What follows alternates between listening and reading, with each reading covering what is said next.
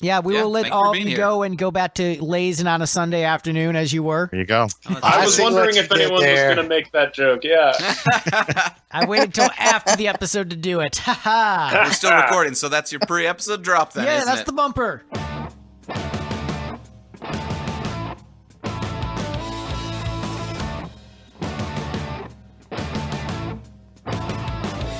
Hi, I'm Greg. I'm the lead singer for Lipstick. And I'm Steve. I'm the bassist for Lipstick. And welcome to the Lipstick Panel. Today on the Lipstick Panel, we are talking about one of the greatest bands of all time and one of the greatest albums by one of the greatest bands of all time. We're talking about the 1975 A Night at the Opera album by Queen. Not to be confused with the classic, Groucho Marx film. And we have an A-plus amazing panel of awesome guests to talk about this with us. We've got Brad Page from I'm in Love with That Song podcast returned to the program. Hey, guys.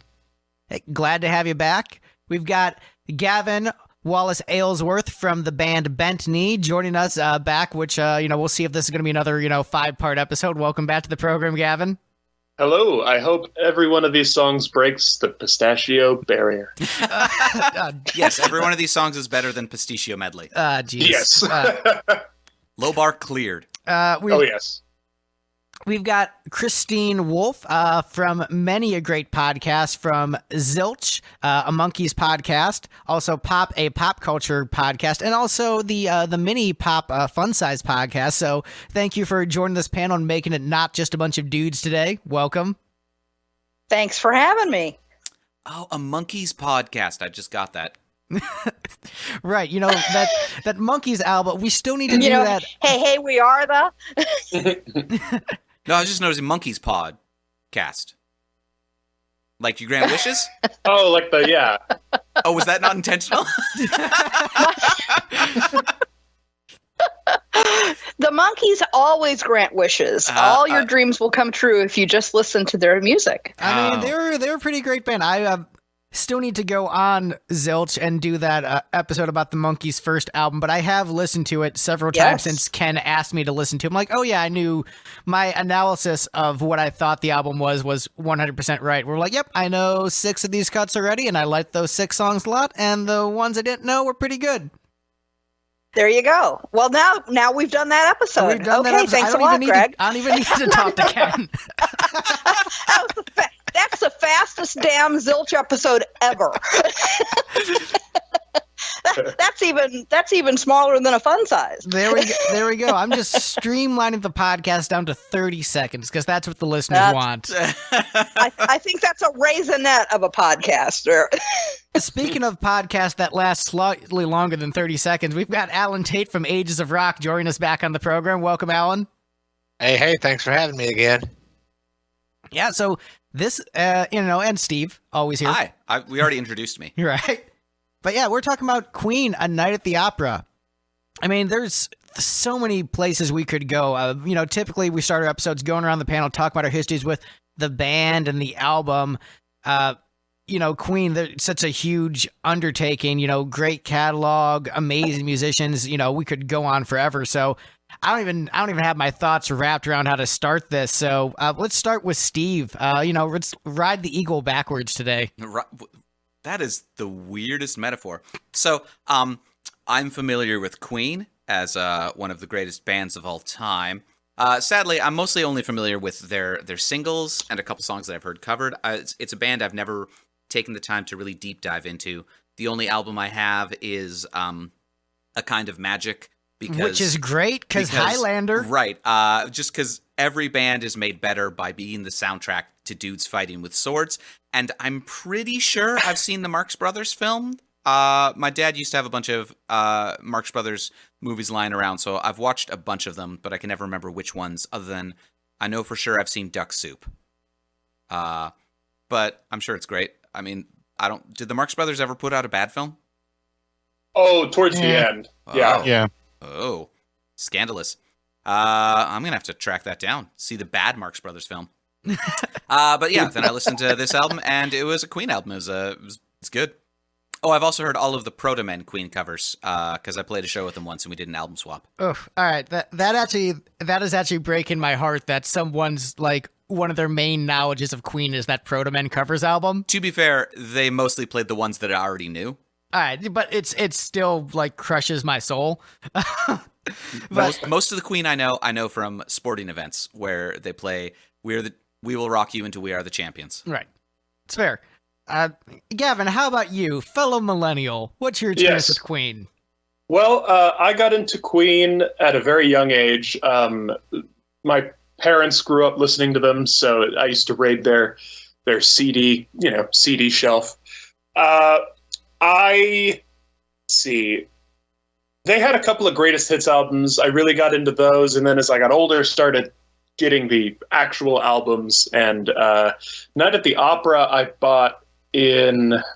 Let's see. I was would have been early high school and just fell in love with it. I had Live Killers before I had Night at the Opera, so I knew, like the live version of Death on Two Legs a lot more intimately. But just hearing that studio version, fell in love with this album. And Brad, how about you? What's your history with Queen and this album in particular, if you have a particular history? Well, as always, I'm the honorary old fart on the podcast, so I was... Oh, thank God. Yeah. No, there are three of us. Excellent. Yeah, Excellent. This will be a three-way battle. It's like Captain America: Civil War, where the different With our factions battle walkers off and wheelchairs. versus our iPhones and jobs that don't pay a living wage. I've got a Samsung, so it'll start on fire. I think we've got an edge on this one. There you go. Excellent. Well, I was in, I don't know, probably 7th or 8th grade when I first discovered Queen. That was in 1977. So it was the Day at the Races album was the current record at the time. So Night at the Opera was already had a well-established. Bohemian Rhapsody was a cultural thing at the time. It was one of the first albums that I bought. Like many people of my generation, the RCA and Columbia House record clubs were the cheap and easy way to get a ton of records. So I had, initially I bought cassettes, which was stupid, but my first handful of albums were in cassette, and this was one of them. And this is a record that still to this day, when people ask me what a great album should be like, this is the one that I always go to reference, because though it's a cliche to say, this record takes you on a journey, not in a concept album kind of way, but on a literal journey through styles of music and eras of music. I think this is pretty much a perfect record and an incredibly ballsy album. I would dare Metallica to do songs like Seaside Rendezvous and Lazing on a Sunday Afternoon. Bands today don't venture outside of whatever narrow genre they're in. That's what they do. Queen, there was no genre. There was just Queen music. And this record just runs the gamut. And to me, that makes it a much more ballsy record than your average kind of metal or heavy record. That it doesn't take a lot of courage to stay within your wheelhouse. These guys just went everywhere. And I just love that so much about this record. Christine, how about you? What's your Queen experience with this album? Well, I was going to say Brad has just said everything that I was going to say for the most part. Go ahead, say it again. Sounds better coming from you. There you go. Well, so I was introduced to this album when it first came out. I was 9 years old, and I had one of the coolest older siblings who had such an eclectic taste in music, and my parents did too. And my memory of this particular album is that we had one of those. I think it was Panasonic, one of the old TNT detonator 8-track machines. Brad, you may remember that, or Alan, you may remember sure. that. And so this is how I knew Night at the Opera. Galileo chunk. Oh, Gotta love 8 tracks. Oh yeah. And by love, you mean despise, because they're terrible, terrible formats. Exactly. I like bad formats to keep me humble. There you go. That's why you love the show, right, Steve? But But I'm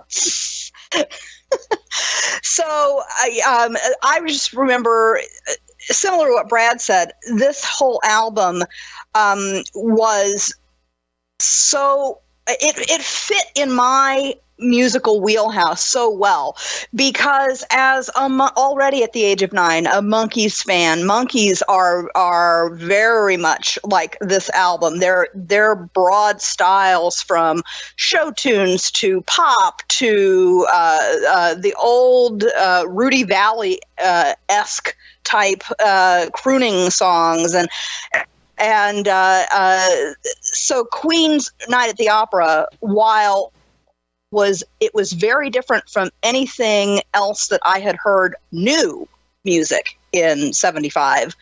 It was very much familiar in its scope. And so I was immediately brought into it. And oh my God, the vocals, Freddie's vocals, I was captivated. Yeah, Rajan and Brian, they sucked. Well, hey, but you know what? No, I'm joking. They're great. They all are. Yes, they all have very strong voices, but Freddie, he was Queen to me. I respectfully disagree with that, but I'm not going to get into that debate immediately. We're going to have plenty of songs to do that with. There we go. Alan, how about you? What's your experience with Queen and this album? Well, with the exception of this album, Queen was a radio hits band for me. But this album came out in 1975 when I was 5 years old, and my dad brought home the vinyl. So, most of my rock type music influence came from whatever crap my dad dragged home. So it might be a Queen album. It might be a Willie Nelson album. It might be Cat Stevens. Yeah, you just never knew what he was going to bring home. But this one was probably the one that I listened to the most out of his collection. And really, there isn't a whole lot more that I can say than what the two ahead of me have already said. Us old farts, we all repeat the same stories. All right, well, let me give you a young folk perspective. Let's bring it back around. Millennials. My introduction to Queen, I remember hearing like Bohemian Rhapsody on the radio as a kid and being blown away by it and just not comprehending what was happening. And it just confused me because it was just so out there. And I think I just heard it by chance because most of the radio listening was like whatever contemporary, like shitty metal bands and grunge was on the radio. So Bohemian Rhapsody stood out like a sore thumb, and I only heard it once. I'm like, what is this even? And then years later, I was browsing random Dragon Ball Z websites, and someone made an anime music video with the song Princes of the Universe to Dragon Ball Z, and I said, this is the most awesome song I have ever heard in my entire life. Please tell me they included a clip of Krillin cutting somebody in half with that disc thing of his. No, because it was focused on the Saiyans, bro, because the Saiyans were the princes of the universe. But like nobody gets decapitated. Do they have like some tail cutting off shots? They did have sword battles because Trunks has the sword. It's true, he does. And so I said, this song is sweet. I need to buy this song on CD. I need to like listen to this band. This was before my first concert, which was Kiss, before I really got into music, and it was the first time I actually cared about buying a CD. So I went, and the only CD I could find that had Princes of the Universe was Queen Greatest Hits 3, the B-Sides and Rarities compilation. And so my introduction to like a music listening experience was like Freddie doing that Barcelona duet with the opera singer and a bunch of tracks from Made in Heaven and all these B-sides and Princes of the Universe. And they were stylistically all over the map and just a really weird introduction to music. But that set in my mind immediately that music is meant to be a diverse listening experience. And so listening to A Night at the Opera, when I finally got around to checking out the rest of the Queen catalog, which they're in my top 10. I adore the band. They're one of the bands I look at as a template for my own art. Like, A Night at the Opera didn't throw me off at all when I listened to it. The only thing that maybe throws me off about this album is just how stinking good it is, and how it's the best Queen album, because when you look at that track list, you're like, yeah, this is the best album by this band. It is ridiculously good. And when I was recruiting band members to be in our band and they asked, what is glam rock? I said, listen to 2 albums.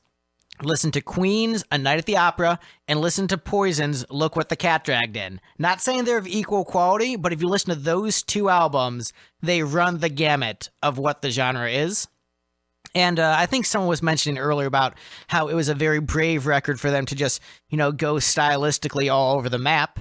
That's what I consider a template for my own art. And our last album, we kind of did that and got torn a new asshole for it by the critics, and it sold very poorly. So this is why, Queen could be brave and do things like that, because they didn't exist in 2018. Right. But, it's still something that I view as admirable, and I think what bands should strive for. And, most bands don't even, make the attempt to do it. I'm glad we did it, and this, hugely influential album on me. Never owned a copy of it in high school. My buddy, what we did was we each bought albums for my bassist in high school. We would each coordinate our album buying and then share ripped copies of the CD. Like, okay, I'm going to buy Jim Steinman's Bad for Good, and then you buy Night at the Opera, and then we'll just rip into each other's computers, man. And so we just coordinated our collections that way. And that's why rock music is dead, is because you dirty millennial kids stole it. You know what? Here's what I'm going to say. This is an album from 30 years ago, at a time when people weren't buying albums anyway. If it was a new release, we both bought a copy of it because we said we want to support the new art. But the old stuff, it already sold. They already made their money. They weren't making that much off of the royalties.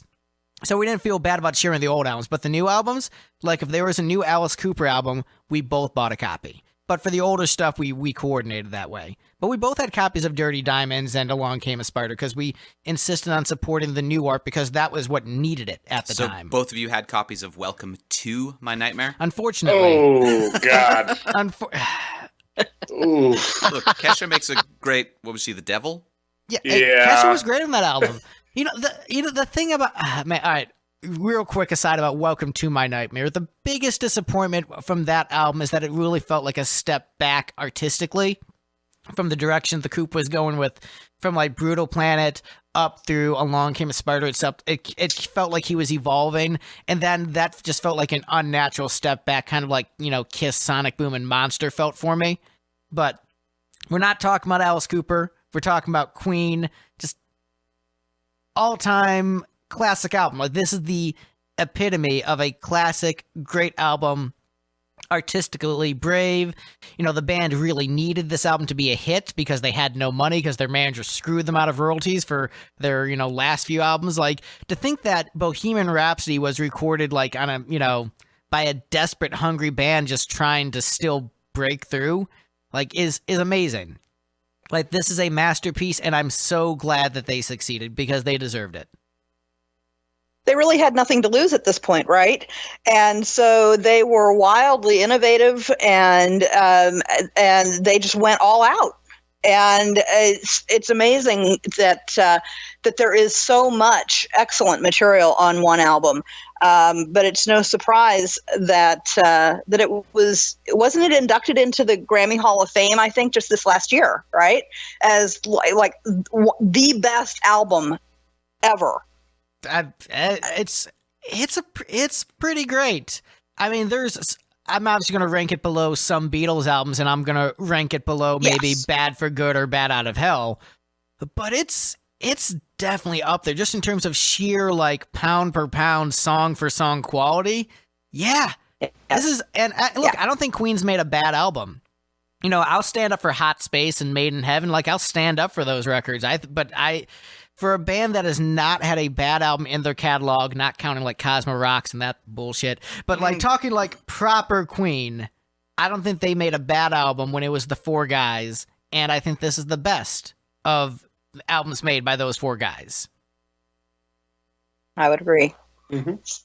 But yeah, you guys ready to get into the ladies and gentlemen? Sorry, ready to get into this ranking? Oh yeah. This is One of the guys. We're just before- excited that it's not a total sausage feast this week. Right. Leaving that there. Oh, the things I could say, but Yeah. won't. I am not one to normally leave the gauntlet thrown without picking it up, but You know, there are children present. There are people here under the age of 30. It's, we have to protect our virgin ears. mm-hmm. Just to put this record in context, looking at 1975, you mentioned Alice Cooper. Welcome to My Nightmare came out 75, as did Physical Graffiti, Bob Dylan's Blood on the Tracks, my favorite Dylan record, Springsteen's Born to Run, Pink Floyd Wish You Were Here, Aerosmith Toys in the Attic. I mean, this was a killer year for great music, but this album is still, holds its own and more among some of the greatest rock albums of all time. But man, 75, what a year. It's going to be disappointing to be Aerosmith that year. Because, Toys in the Attic is their big album. I mean, really, Rocks is like the big Aerosmith album, I feel. Toys in the Attic is good, but I think Rocks is the bigger one. All right. But, one of their biggest albums, and the year that it came out, it was up against, Night at the Opera and Welcome to My Nightmare and, did you say Born to Run? And, Yeah. That's a rough place for them to be. Also, 75, what? That's Destroyer, right, with Kiss? No, that's Alive. Dress to Kill and Dress to Alive. Kill. Yeah. Just to Kill and Live. See, what do I know? I've only done 30 Kiss albums. I don't know anything about that band. But yeah, I mean, what a year for music. And I got into a little Facebook argument a few days ago about kids these days preferring As I Lay Dying to Queen. I think that explains why rock music is dead. I'm going to consider this band a better songwriting influence. Why rock music is dead? Because the lead vocalist of As I Lay Dying hired a hitman to kill it? Right. Ba-dum-bum. It's funny because she's still alive, so it's not that hateful of us to make jokes about it. So yeah, tangents. Let's get into the ranking. So coming in as the least best song on Queen's Night at the Opera, voted by a bunch of Americans and Steve. I feel bad, actually, looking at this ranking. God Save the Queen comes in at the bottom. USA. I'm a citizen of the Commonwealth. I really should have ranked this higher than second from the bottom. I'm this sorry, Your Majesty. This was such an easy gimme on a record that for the rest of the 11 tracks, I beat myself up over ranking them.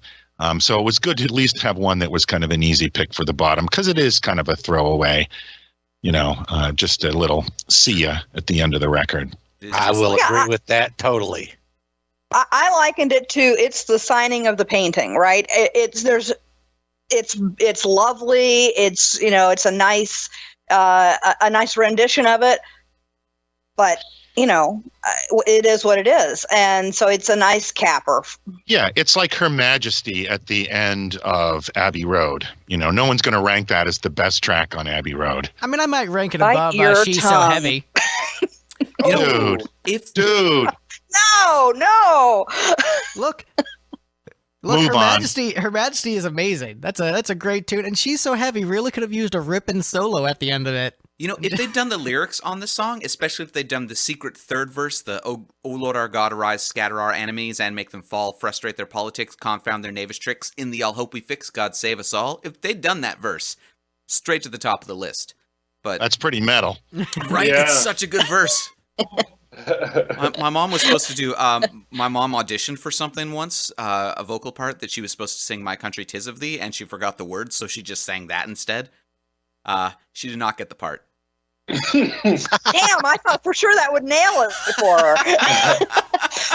but now in the case of Queen's rendition, how do you know that's not the verse they were playing? It's an instrumental. That's true. It's true. It could be. Or the I don't know how many Ren and Stimpy fans are here, but the Royal Canadian Kilted Yaxman song. One man. As far as national anthems go, I rank this below the Star Spangled Banner and "O Canada" and whatever the Soviet national anthem was, because I think those are all catchier. Like viewing it purely as a melodic piece. Like, I do actually listen to other national anthems. Like, I'll just listen to "O Canada" for fun sometimes because I enjoy the melody. You do not. You are lying. I do. I listen to "O Canada." I covered "O Canada" for Steve's birthday one year. That's true, he did. And I actually learned how to play it and then learned how to play it poorly because it was for our joke punk band. It's true, he played it very poorly. But I learned how to play it properly so I could play it, like, intentionally poorly as a troll. "Oh Canada" is a song that, like, it's got a decent melody to start with, but it really needs to be sped up to be like a bad Europop song. I think "O Canada" is actually, like, on a melodic level better than the Star Spangled Banner. Yeah, just like it's a better song. It's a good melody. It just needs to be like super fast. Oh, Canada, Right? But with "God Save the Queen," it's of those four anthems that I've talked about, it's an easy last place of those four in terms of just the composition of it. But it's still enjoyable, and it is fun to hear, a pop rock band doing something as over the top as a guitar rendition of "God Save the Queen," especially done by a band named Queen. So it is fun. It's a nice little instrumental, and it's still not a bad track. But Sure. in terms of composition, look, I'll just say I think Queen wrote better songs than "God Save the Queen." That would be better suited as the national anthem for the United Kingdom. I feel like most Queen songs would be better than most national anthems as national anthems. Yeah. Pretty much. That's a fair point. I want it all. Tell me that doesn't represent the British Empire to a T. Maybe they should have named this song "God Save the Band." Ooh. What year did Hendrix do his national anthem in? It was like 68. 68. Okay. At Woodstock, yeah. Yeah. So this is several years post that then. Yeah. That sort of makes me respect a little more that they decided they were working in that market. They knew about Hendrix's version at this point, and they said, no, we're not going to do like an ironic, weird version of the song where we do strange things with it and change it to something that is not. We're just going to do the biggest, Queeniest version of the original song. Just straight at face value, but Queen style, big. Right. Yeah, I mean, and hey, I didn't rank this at the very bottom of my list, so there's something that I thought was weaker on this album than this version of "God Save the Queen." Speaking of what I think is weaker than this version of "God Save the Queen," next up is I'm done talking about this crappy song. this great song. You used the wrong drop, Steve. Next up is "Sweet Lady." Whoa. Oh, Whoa. This was my whoa. last place song very easily. Oh. damn. Yeah, so the thing is, Queen, like, every now and then tries to be free, and they still do a good job at it because Queen is an amazing band. But this is Queen, like, doing kind of a generic rock song, and it's a good generic rock song, and I like that generic rock song. But there are so many better things on this album that was just an easy last place because it wasn't doing anything interesting or unique. Like, the riff was okay, but it wasn't like a really badass, awesome rock riff. Like, yeah, it's a solid rock riff. It's a middle of the road rock song. Not bad. I like this kind of music a lot, but man, when you compare it to some of the other tracks, it's like, oh, this is on here? All right. Well, like, sorry, go ahead. I agree that it's not the best, but it's firmly in the middle for me. I think I ranked it at number 5, and nothing unique about it. It's in a 3/4 time. That's not that standard. And listen to the drums on it. Now, and I'll preface this by saying I am all about vocal and lyric. So for me to say, listen to this piece of instrumentation on a track, it's something. That drumming is incredible on Sweet Lady. I think just composition-wise, it really feels like a filler track because oftentimes when you have experimentation with time signatures, it just leads to it feeling like kind of clunky and less melodic, which listen to the other 800 episodes. I always complain about songs when they're not melodic. Like every single time, like, hey, how's the melody? Oh, this one's more melodic. Yeah, I like the more melodic one better. So this one, hey, it's less melodic. I like it less than the melodic ones. Well, for me, this one ranked at number 10. And, my 10, 11, and 12, they were kind of, like the last episode that I did with you guys, there are 12 great tracks on this song. How do you pick the one at the bottom? And that's kind of where Sweet Lady fell for me. And I kind of feel like you do that it was a little bit of a filler track, even though it's got some interesting stuff going on in there, but you got to put it somewhere. So for me, that was number 10. Yeah, I'm right there with you. I had it as number 10 on my list. And to me, this has always been the song that kind of gets lost on this record. It's the one I tend to forget about that's on this album. I think it's the context in which it's in, because on other Queen records, this would have been a much more of a standout track. But on this record, it just kind of can't help but kind of sink lower compared to what it's up against. It is a great guitar riff. As Christine said, it's interesting that it's in 3/4 time. That was kind of Brian May's whole incentive to write the track. He thought it would be kind of cool to have a hard rock song that was in 3/4 time. But it's, it does just kind of get lost amongst the other greatness on this record. But, other albums I would have rated it high. Yeah, it's unfortunately surrounded by such great material. That's the difficulty with it. I'm sorry, Gavin, go ahead. Oh, I was just going to say I had this at number 7.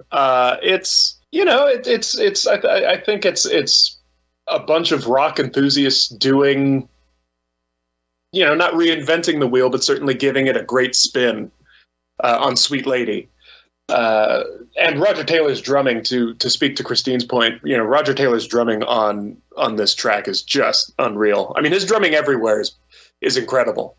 But his groove on this song is excellent.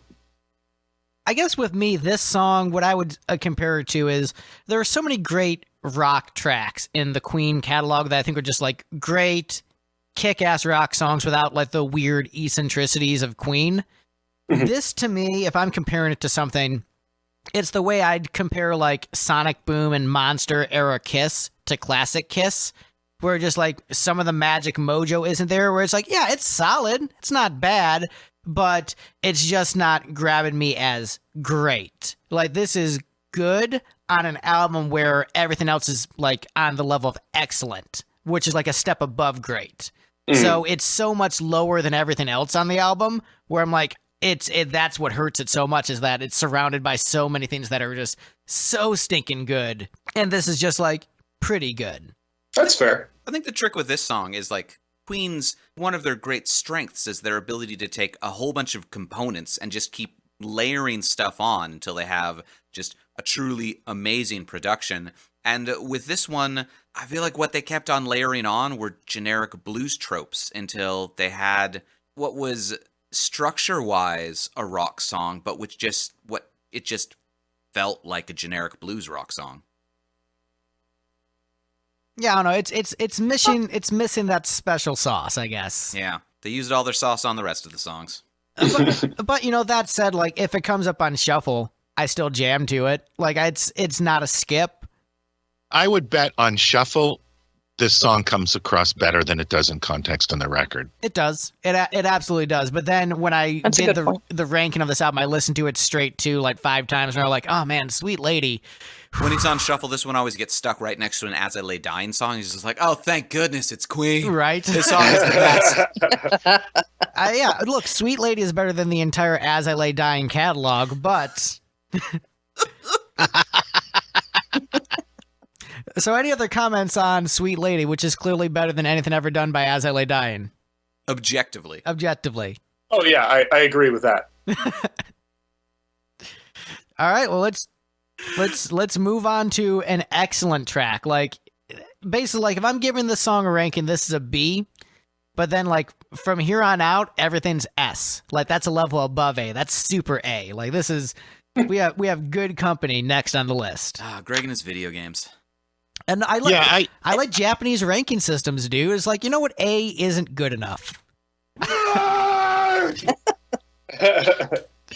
I had Good Company at number 9 on my list, and I had all three of the kind of show tune / vaudeville / music hall tracks kind of all bunched together at 9, 8, and 7, with Good Company just almost randomly put at number 9 only because it's the longest of the three of them, and I don't know, these tracks, and I tend to enjoy them more the shorter they are. It's a fascinating track, though, and it almost hurts to put them that low. But there's just so much great stuff on this record. But the whole Dixieland band section in the middle, all played by Brian May, all on guitar, freaking fascinating. Brilliant. It's brilliant.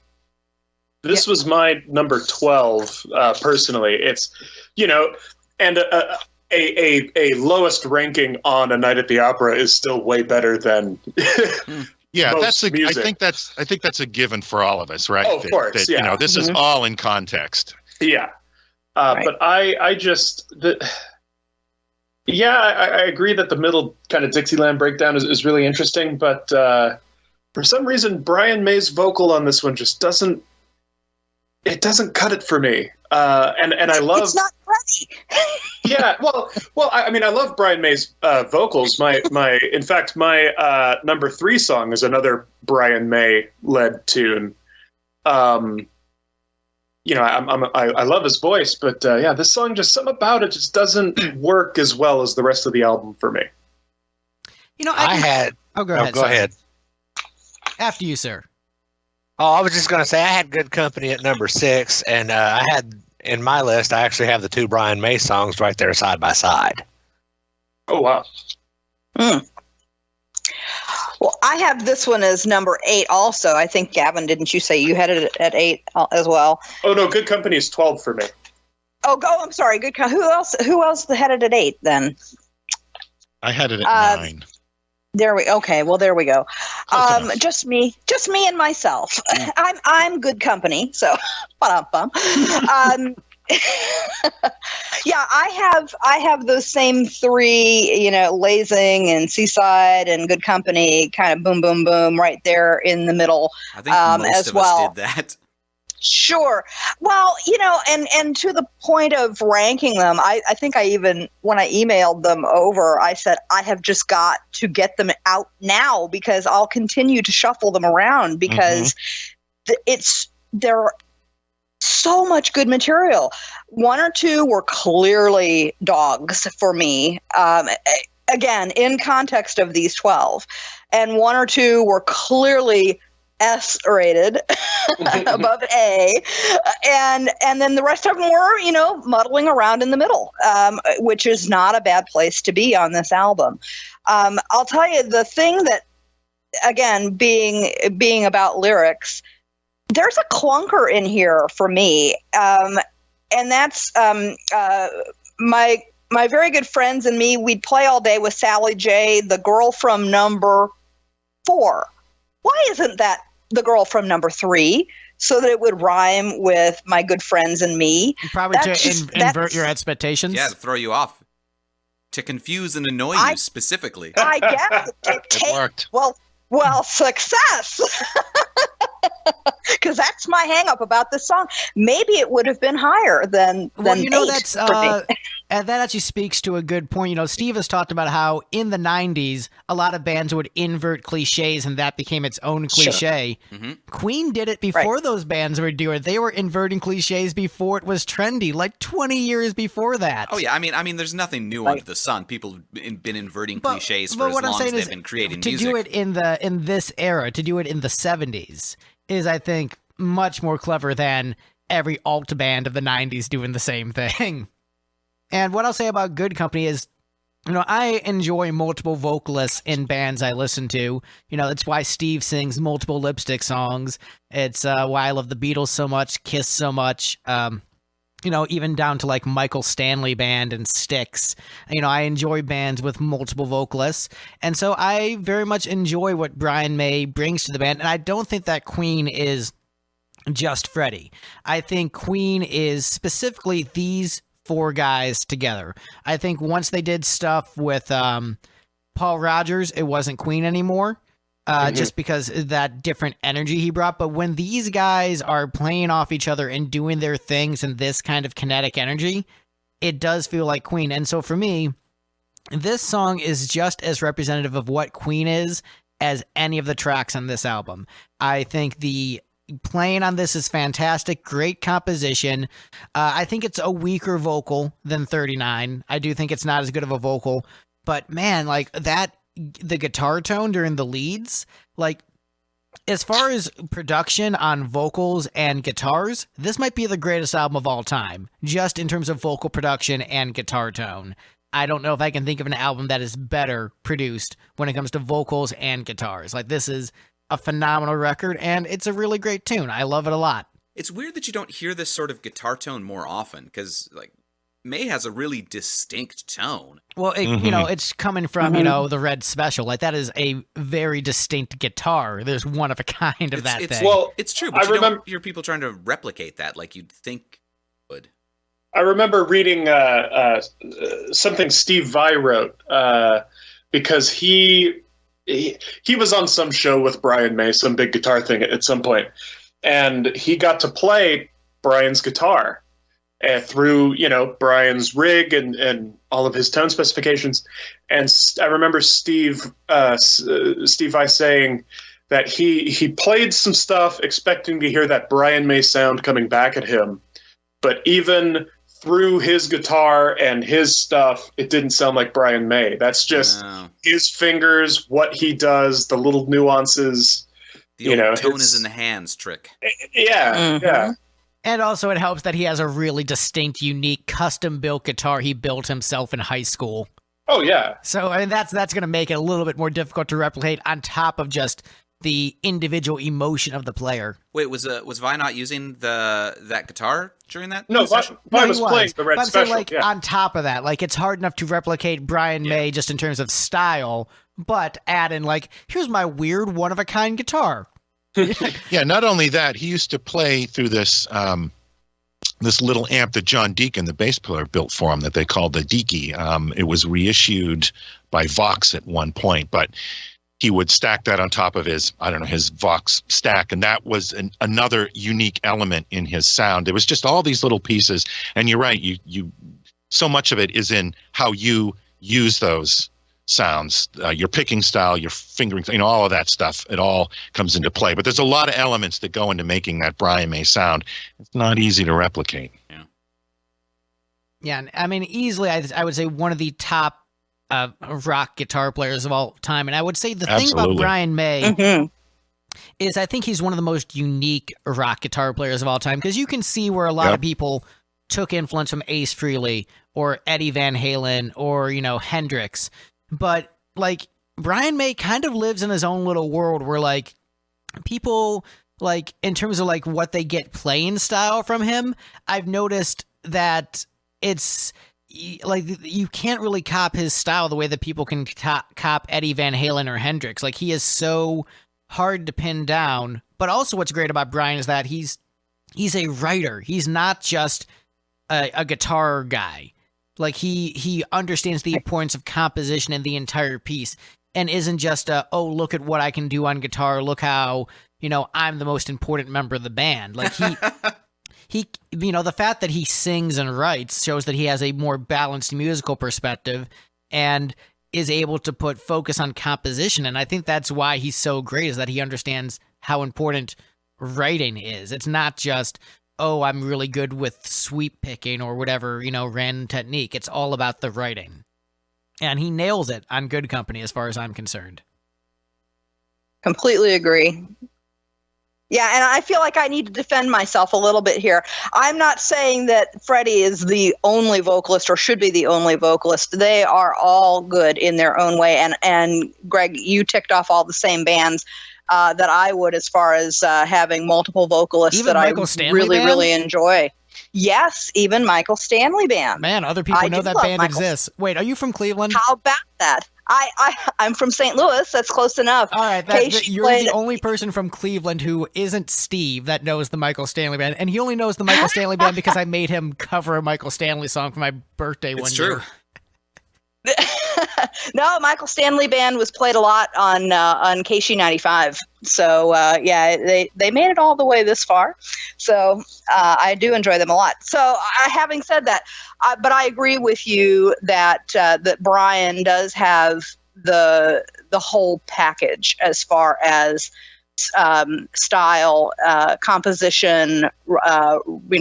He is a full-fledged, a well-rounded musician. Yeah, and I will say, like, obviously, when we're talking about a band with Freddie Mercury in it, like, yes, he's one of the greatest frontmen of all time. The only people who are on his level in terms of, like, being a frontman would maybe be David Lee Roth. And when it comes to just, like, pure vocal power, like, Freddie crushes him. So, like, maybe as a frontman, like, kind of even footing.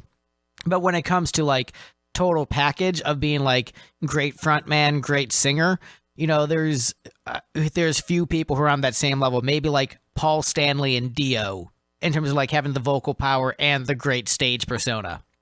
So like there's very few people who can contend with Freddie Mercury. As we're talking about a track that I don't think Freddie was on at all. That's right. Which is why it's, this is the one power, yeah. This is the one track that Freddie does not appear on. But hey, it's still great, and it proves that like Queen isn't just the Freddie Mercury show, which is what a lot of people kind of think about with Queen, but each of those guys brought something really great to the band, and like there wasn't really one guy in the band where you're like, oh man, that guy sucks and shouldn't have been in Queen. Like everyone there is like, yes, this is just a phenomenal group of musicians creating excellent art. Very true. But yeah, next up on the list, we have Seaside Rendezvous. We got all three of those songs right in a row, so sorry, spoilers. Yeah, so I like the acapella section. the nose instruments, as it were. That's I think the most distinct part of this song. I think Steve said in his notes that he's not listening to Queen for the jokes. Yeah, so let's see. Of the four of us who ranked all three of these songs together, I'm the only one who changed the order at all, and I ranked this the highest of the three. I think it had better hooks than the other ones. But yeah, Queen is a band that I want Queen to be epic. I want We Will Rock Yous and Bohemian Rhapsodies out of them, and Princes of the Universes. So when they have a bunch of songs that like I listen to them and like, is this Obla Di Obla Da? I guess. Okay. All right. So as someone who's, has Queen in the top 10 of his favorite bands, like for me, like the jokes are such a crucial part of Queen that like factoring them out of the equation doesn't make sense in my mind. So the same way that when we listen to Pumpkins, I'm like, I'm not into the angst of this band, but I like the other side of it. And the way that confuses you is the way that you saying, I don't want Queen to joke around. Like, their tongues are firmly in their cheeks. Yeah. Pretty much all the time, even when they're epic. Like that's one of the great things about them is that it's very clear this is a band that did not take themselves too seriously. Something that's a lesson that so many other bands could learn. If it was all We Will, for us though. If it was all We Will Rock You and We Are the Champions. I mean, those songs have their place, but when you pepper these songs around it, it changes the way that you look at the band. You realize that these guys were not just all entirely puffed up. They're taking the piss, as they would say. I will say, go ahead. It's a K-fob thing, right? Like in pro wrestling, you don't break character, and I think songs like this break the character. Yeah, like totally makes sense to say that they're kind of a goofy band that has this, we are the greatest thing in the world, we are immortals with swords who will conquer everyone at sports. Like, yeah, that is a very silly thing. But if you draw too much attention to it directly within the context of the work itself, I think that undercuts it. But also the thing to consider is that is a very British thing to do. Like a lot of British bands are much more open with having a sense of humor about themselves versus, chest pumping American bands. Like, no, we're totally serious all the time. Love Gun, no sense of irony whatsoever. So It'd be like it'd be like if Man-O-War did a bouncy little happy song about, you know, like going to get married at the chapel on a Sunday morning. right, but Manowar is explicitly about like raping and murdering people, versus Queen, like, you know, Bohemian Rhapsody just in and of itself is just a goofy song with all those weird changes and operatic sections. Yeah, it's also a song explicitly about murdering people. Yeah. Yeah. Right. I don't know. You might not have noticed this, and having listened to the song only once or twice, Greg. But there's definitely a I've murder listened to that the happens. song more than once or twice, my friend. But what I'm saying is, like, with especially like 70s British glam bands, sense of humor and like sarcasm was a huge part of it. Like, you know, T-Rex and Sweet and all those bands were kind of just giant trolls. Like they were troll bands. That's what they were. And so, Which I'm okay with. I think it's just breaking character. but I Takes guess me out of it. That's what I love about it. That's what I love. What But takes you out of it brings me into it. But for me, that's like a core essential part of the character. Like that is the essence of glam, is like doing something ridiculous, recognizing how ridiculous it is, and then still doing it. Like that's what glam is. Like, this is really stupid. All right, we all know it's stupid, right? All right, let's do it. That's the genre. I'm hung up on the idea that this is breaking character. This is the character. It's all encompassing. Every piece of it. Yeah, every piece of the different persona, if you will. You can't take any one of them away or single any one of them out and say that is their character. It's all of it, right? This is just a facet of it. Yeah, I completely agree with that. I think it's all part of the puzzle and the pie, you know, that makes, you know, what Queen is. But, you know, that said, you know, there's you know, something to be said about someone not being able to comprehend or like accept the different layers as easily, and why more bands can't just do this. And, you know, this album, as great as we all think it is, were it not for the strength of some really amazing singles, I think the average American listening to Seaside Rendezvous or Lazing on a Sunday Afternoon might scoff at it if they didn't know it was Queen, which is unfortunate because I think that kind of music is still great. I think it's still valid. I think this is a great composition. I think it's fun. It's bouncy. You know, and I like just, you know, the weird a cappella instrumentation part that I mentioned earlier. Yep. So I think there's a lot of great in the song, but I think it does speak to the differences of values in the music listening publics of, you know, British listeners and what they're looking for, and then what American listeners are looking for. Because Americans, they don't like sarcasm in the music. They want their music very serious. You know, they can't handle the jokes. And for me, I'm like, yeah, this is great, but also I'm the guy who listens to, like, you know, British glam and Japanese metal and, you know, weird French pop. So stuff that, you know, is very international, looking at it from the larger perspective. And, you know, the average listeners are going to be like, that's bullshit. See, I'm just saying, I feel like I'm thinking about other songs that I like. I really do like Bicycle Race. So I think maybe it's just a matter of compartmentalization, and that, like, like, I like the irony. I like the, you know, the jokey music, but I think like, the you can just say you don't like the song. That might be easier to say, yeah, I don't like this one. I just, no, I mean, it's fine. I ranked it like right in the middle. It's just like in the context of this album, I feel like these three songs don't flow super great. Like they don't fit the mood of what else is going on. Maybe, so why does Melancholy work and this not? Like the album Melancholy. I think Melancholy doesn't swing as widely. Are you sure? Other than a couple of standouts. So like Jelly Belly and Lily My One and Only, like totally the same vibe. No, I was about to say Lily My One and Only. That's like the one sticking out thing. Like I could absolutely Tales of a Scorched Earth and Take Me Down. Well, so it's true.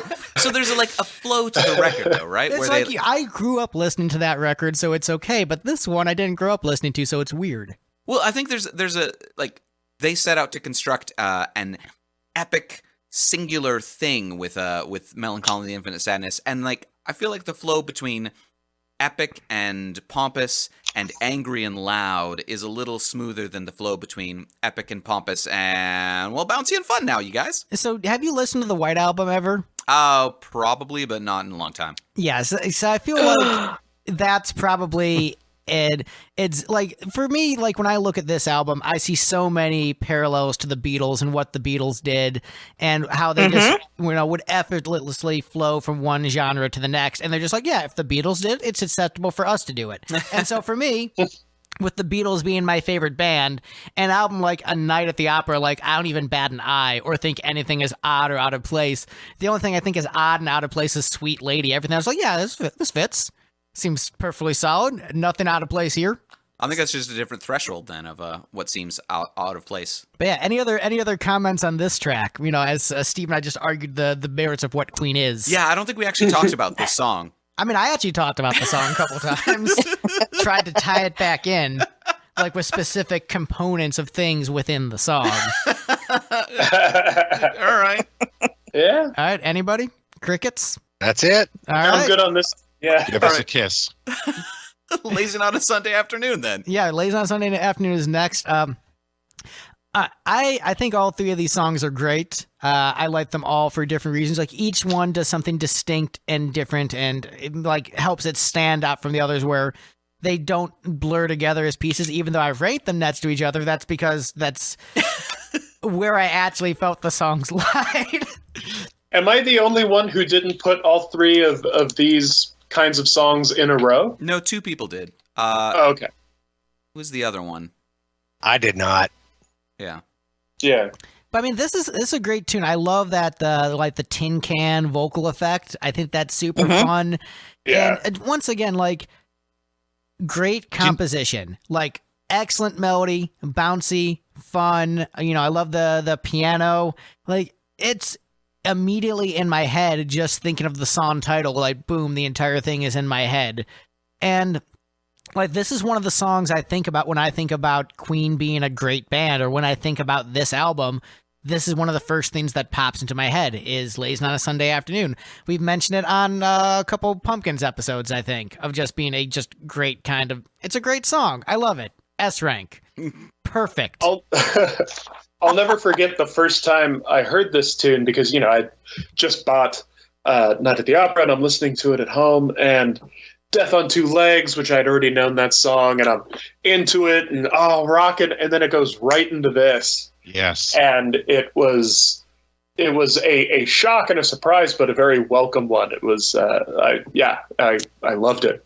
And then the song that it leads into it's a wonderful first three tracks. It's just such an amazing ebb and flow of an album. Like the sequencing, like it does take you on a journey. And as someone who loves eclectic music, such a great album because it's not like each song is a distinct experience from one another. As we're talking about those three songs sort of blending together for some people, like for me, each of them stands out so much. See, did anyone actually say that they blend together, or that they just stick out in a similar way to each other? Well, in terms of like the ranking, I was... Yeah, we ranked them together, but like it's not that they're the same song.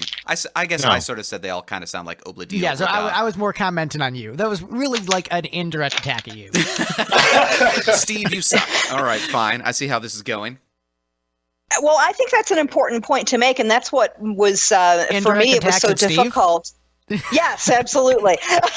No, the concept of ranking a song, ranking the songs on an album, is so difficult because rather than talking about the ebb and flow of the way that they are ordered on the release, right? Lazing on a Sunday Afternoon is the perfect sweet bit of froth after the previous track that was so bitter and angry and acerbic. And then, and it was just this lovely interlude leading into, I'm in love with my car. And for me, yes, I'm one of the ones that put all three of these together, but only because something had to go in the middle of the ranking. I love all three of these songs. I really do. And of the three, Lazing got the higher ranking. I put it as 6. And that's because of the technique. That's where it came down to me. Between these three, how do you rank them? Technique and innovation and the the tin can bit was what gave this one the edge. The Seaside Rendezvous got the middle spot because of the faux instrumentation, right? And Keep Good Company, well, that's the odd one out, and it had that damn lyric. Like, the troll lyric. That's right. I was just on Genius.com. They said it's definitely on purpose. Yeah, it was on purpose. But I'm sure it was. But also, I have to like it.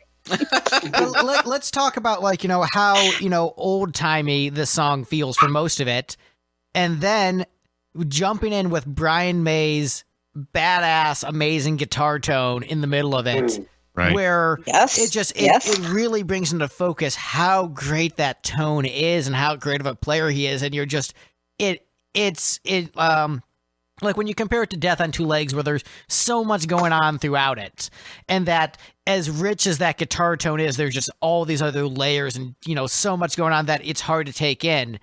But when you have it just there, and it really comes to the forefront, you realize how stupidly good it sounds. Like, just phenomenal. Absolutely phenomenal. And I'll say this, Steve, without this song, you don't get Melancholy and the Infinite Sadness. You don't get that album. This song single-handedly probably helped shape a lot of the vibe of that record. Oh, yeah?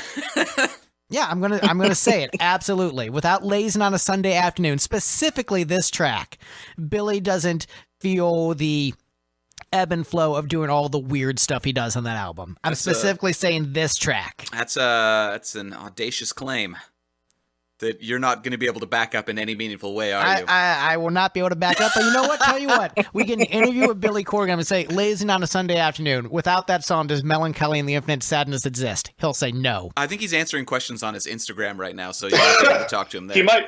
He might block you for that one. Yeah, because I have the balls to ask for the truth, damn it. I mean, if you follow his Instagram, he'll block people over pretty petty slights. Right. He's a very angry man. He still didn't answer my question about how awesome is music from The Elder. Still hasn't gotten back to me on that one.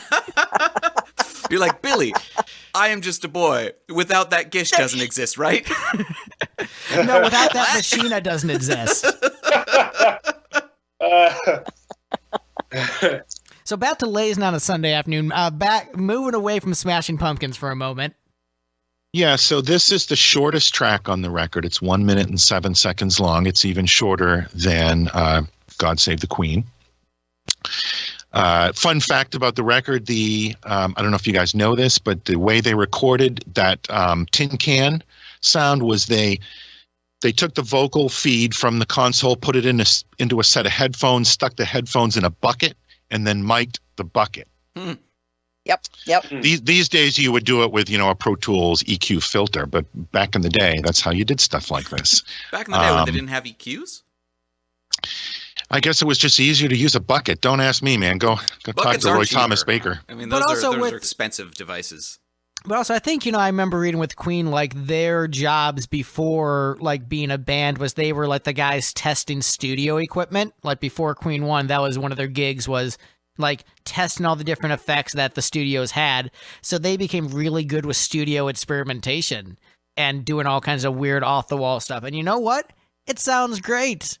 It's amazing. Like I said, S rank, perfect, Steve, perfect. We haven't shouted out the producer Roy Thomas Baker on this record. Roy had a long career, still working today, but he produced the first, I think, 3 or 4 Cars records. He produced Ozzy's No Rest for the Wicked. He produced Bebop Deluxe, Journey's Infinity, but I won't hold that against him. And that one, look, if you're going to call out a bad Journey record.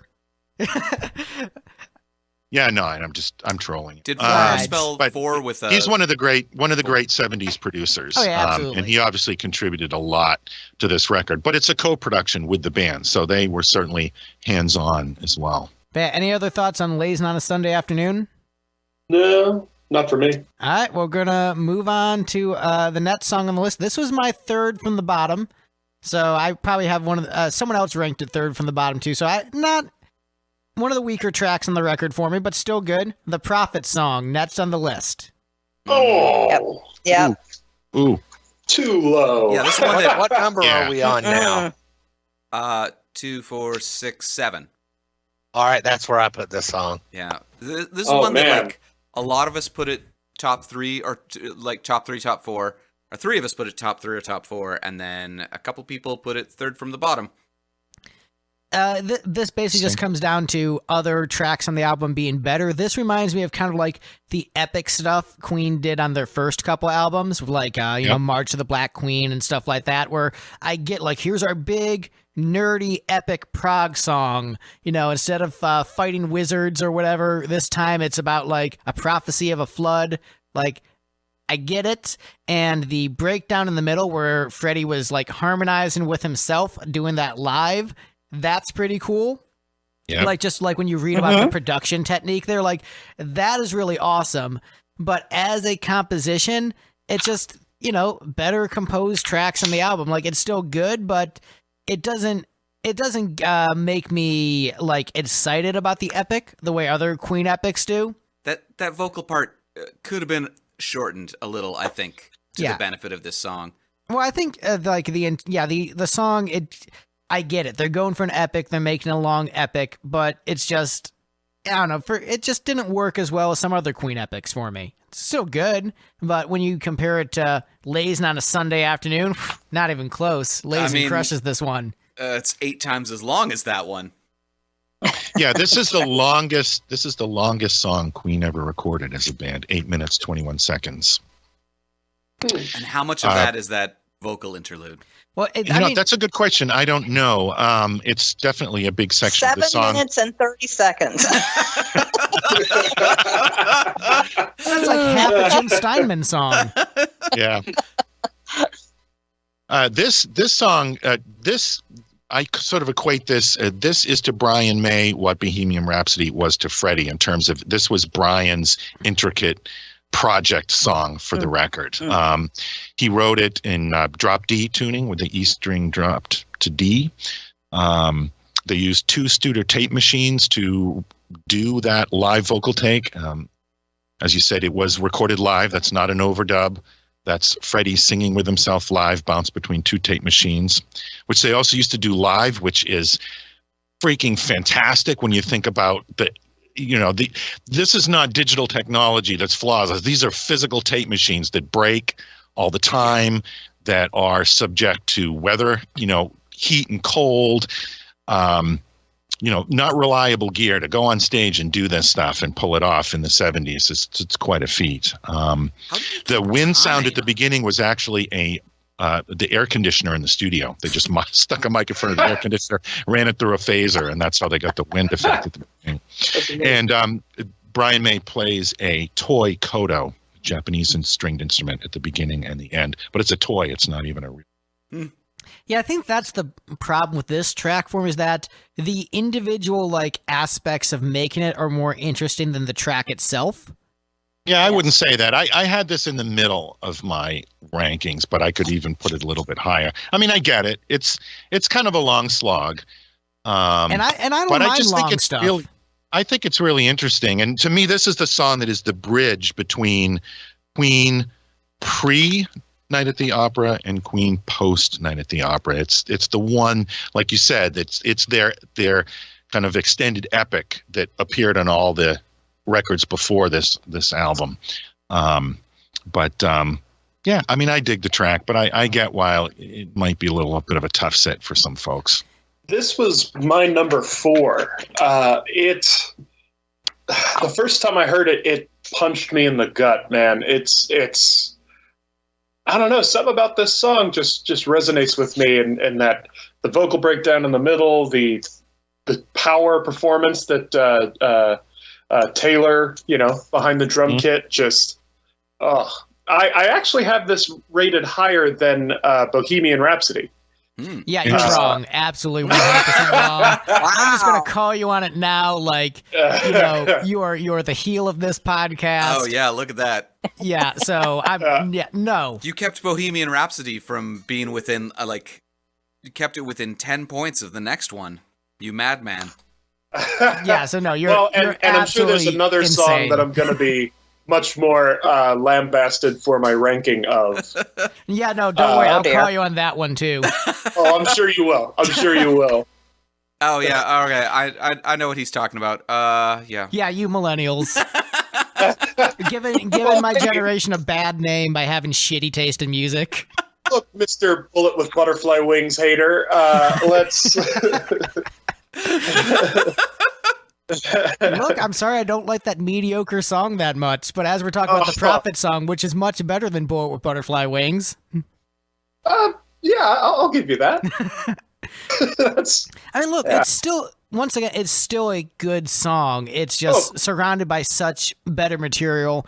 And also, as someone who, is looking at this in the context of the whole catalog, for me, it doesn't feel like a bridge between the early Queen albums and like the future Queen albums. This feels like a step back in a lot of ways, because the album that was right before the Sheer Heart Attack was kind of abandoning a lot of that, like, proggy epicness of those first two records. And so that's where this one just seems a little bit out of place for me. Like, it feels like it would have fit really great on Queen 1 or Queen 2, but it feels really weird on A Night at the Opera. But, I mean, still a great track, and I'd give it an A. Wouldn't give it an S, but I'd give it an A. Ooh, them's fighting words. I can't even give it an A. I'm the other one that put it third from the bottom, and it only made it that high on the one closing line. Love is still the answer. Take my hand. If it hadn't been for that, God, put me to sleep with this. Yes, it's an amazingly intricate vocal, and that's stunning, but 8 minutes. And I don't mind long songs. That, don't get me wrong, but this one had nothing to say. La la la la la la la la was coming. It had a lot of things to say. Listen to the man. Can you hear me? I know. And now I know.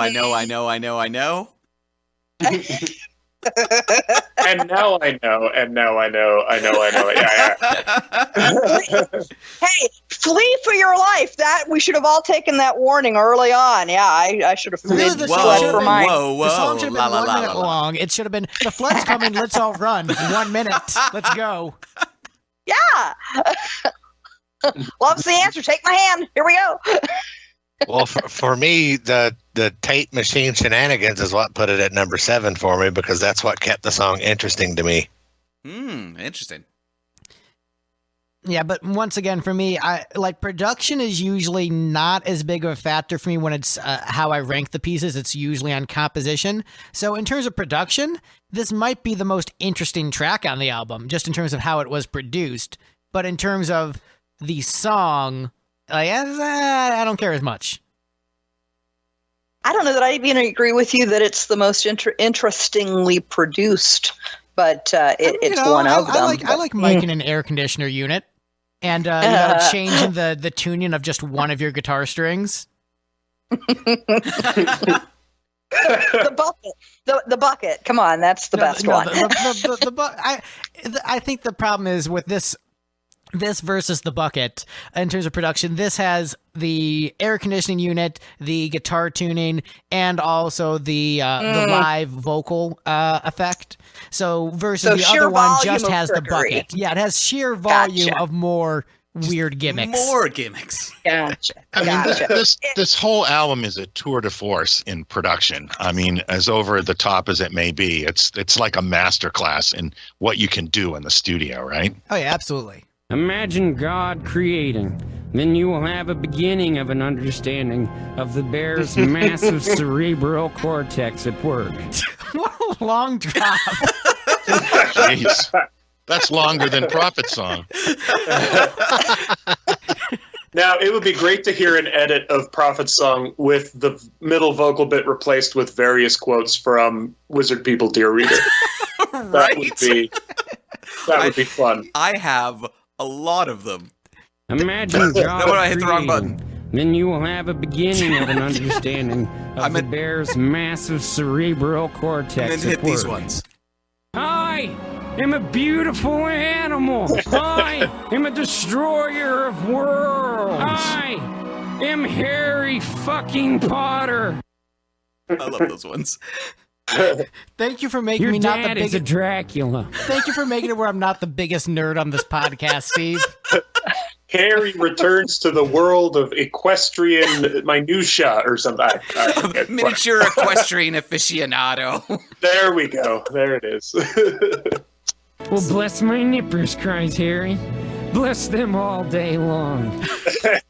So, Prophet Song. Any other comments? Wizard People Dear Reader is really good. It's the best Harry Potter film. Yeah.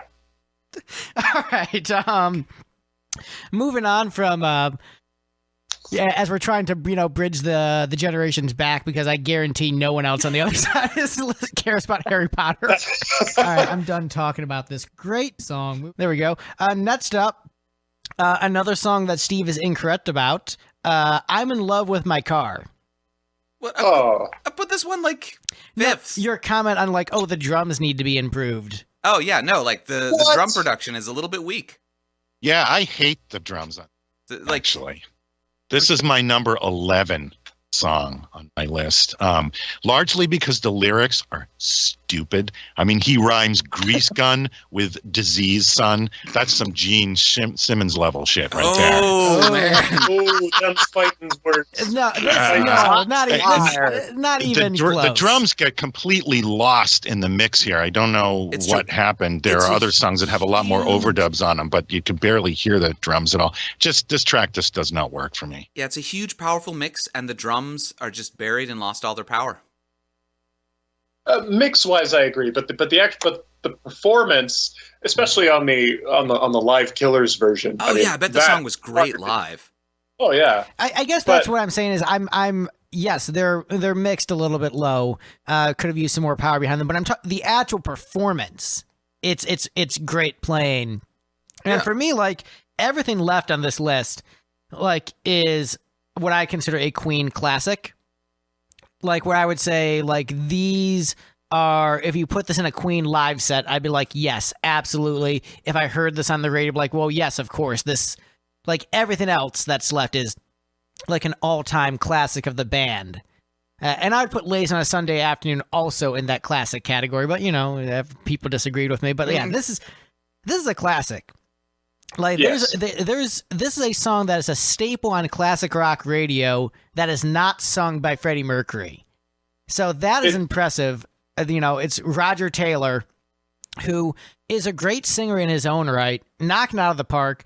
Yes, he wrote the song kind of as a sarcastic joke, so the lyrics are dumb. But for me, I enjoy the sarcastic joke nature of it, and. The song probably prefaces the Dictators pretty much entirely, doesn't it? Yeah, probably. That is the entire point of... Oh, no, they formed in 73, so... But yeah, this is it's a really just awesome, catchy rock tune. And what's great is that it still sounds like Queen. Still sounds like Queen the band, despite having a different singer. Like, it feels like a Queen song, despite having, the grittier vocals, the more macho bravado. There's still that sense of humor, and, the backing vocals just make it feel like a Queen track, and that is what's so impressive about it with, having a different singer, but just, it's a catchy, badass rock tune. And as far as, simple rock songs, this one, when you compare it to Sweet Lady, which is also just a simple, kind of straightforward rock tune.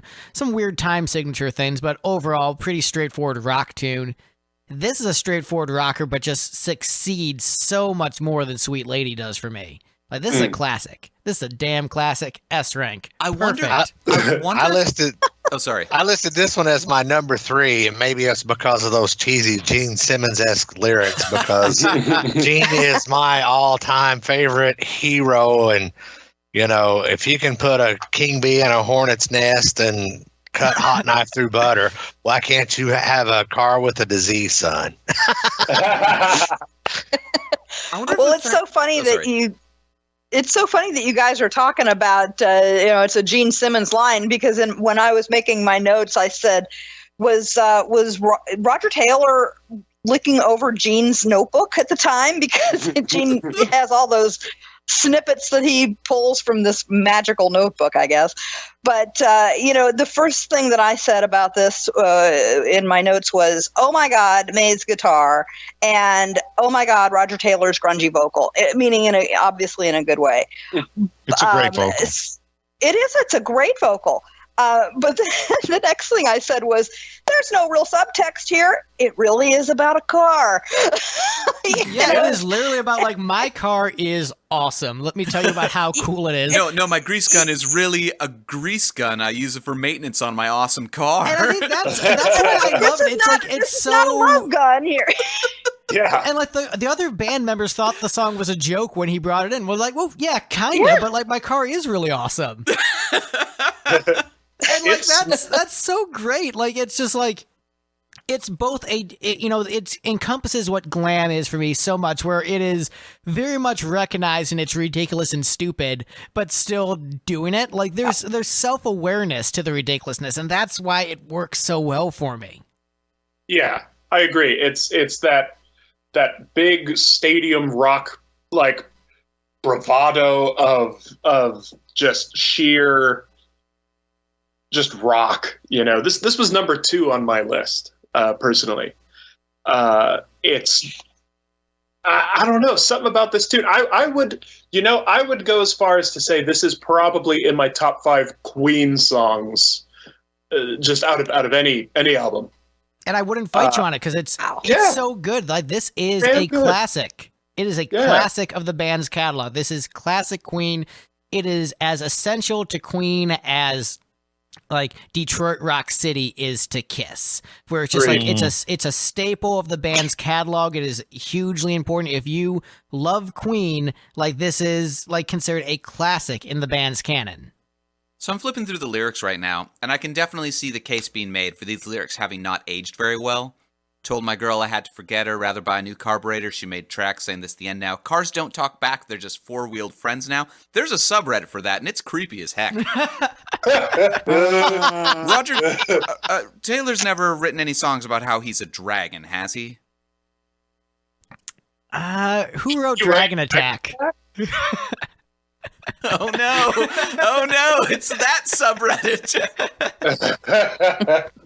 Yeah, was that him or was that Deacon? Did Deacon write Dragon Attack? I think it was Deacon. I think they split it up. That was written by May. All right, we're safe. Okay. For now. So, all right. So May's on that subreddit. Bonus points for whoever tags our posts with that. All right, so I'm in love with my car. Also FBI watch list for that person. Aside from you not liking the drum production, how was the song for you, Steve? I thought it was a really good song. As I said, it's very much in the vein of like the Dictators, where it's just like those dumb, hard-hitting songs about cars are the best. And I'm realizing that it was the drummer who wrote and sang on this song. That might be why the drums were mixed so low. It might have just been the sort of thing where he started to feel awkward about like, oh, I mean, it's not the Roger Taylor show, guys. Turn the drums down a little. Which he might have been overcompensating. He might have been overcompensating, trying to let the other band members shine when it should have been like, no, bring up my awesome drums and my awesome vocals. I'm the star. I'm the best. Yep, that's my suspicion. So really, the problem is this song with all this bravado and swagger is sung by a guy who's too humble and cares about the feelings of those around him. Right. It was very bassist of him. Not something Gene Simmons would never do, yeah. Any bassist but Gene Simmons of him. Oh, well, Gene Simmons is the bassist. Like, you know what? Just I don't even need to play bass on the track. Whatever. Yeah. Here, Bruce, you do it, But yeah, any other comments? Well, I have a question. I have a question about it. So, I'm sitting here kind of dumbfounded by most of you saying, "Oh, this is a classic. This is one of the best songs," and I'm I ranked it as number 9. Because of the mix, because of the subject matter, and I'm just wondering, would it have been? And I know you millennials don't know anything about singles, but I actually own a collection of singles, ma'am. Oh, thank you. Queen Greatest Yeah, Hits so 3 this- doesn't really count. Ma'am. Oh, shots fired again. I say sir to Steve. So it's, Yeah, you it's- also call me Old Man Steve, Greg. That's fair, but I say ma'am and sir to everybody because I'm polite. Brother. So that's actually an interesting bit of the story because Roger Taylor convinced the other guys to put this as the B-side of That's Bohemian Rhapsody. And That's he made exactly a ton of money as, the publishing rights because it sold as part of that single. And Freddie hated that. And that was my point, though. If it hadn't been the B-side, would it have been as well known? Would it have been maybe glossed over a little more when taken in total with the rest of this album? And I think also because, Roger had his showcase moment in the shows, right, where he got to sing one song. And I think this was the song he pushed forward. So it became a staple of their live performance. So, we went to the show, you got the song whether you wanted or not. Kind of like Andy Griselda at a Monkees show. And That joke went. Thank you, one person for I got laughing. that one. That was me. Thank you. Somebody enjoyed it.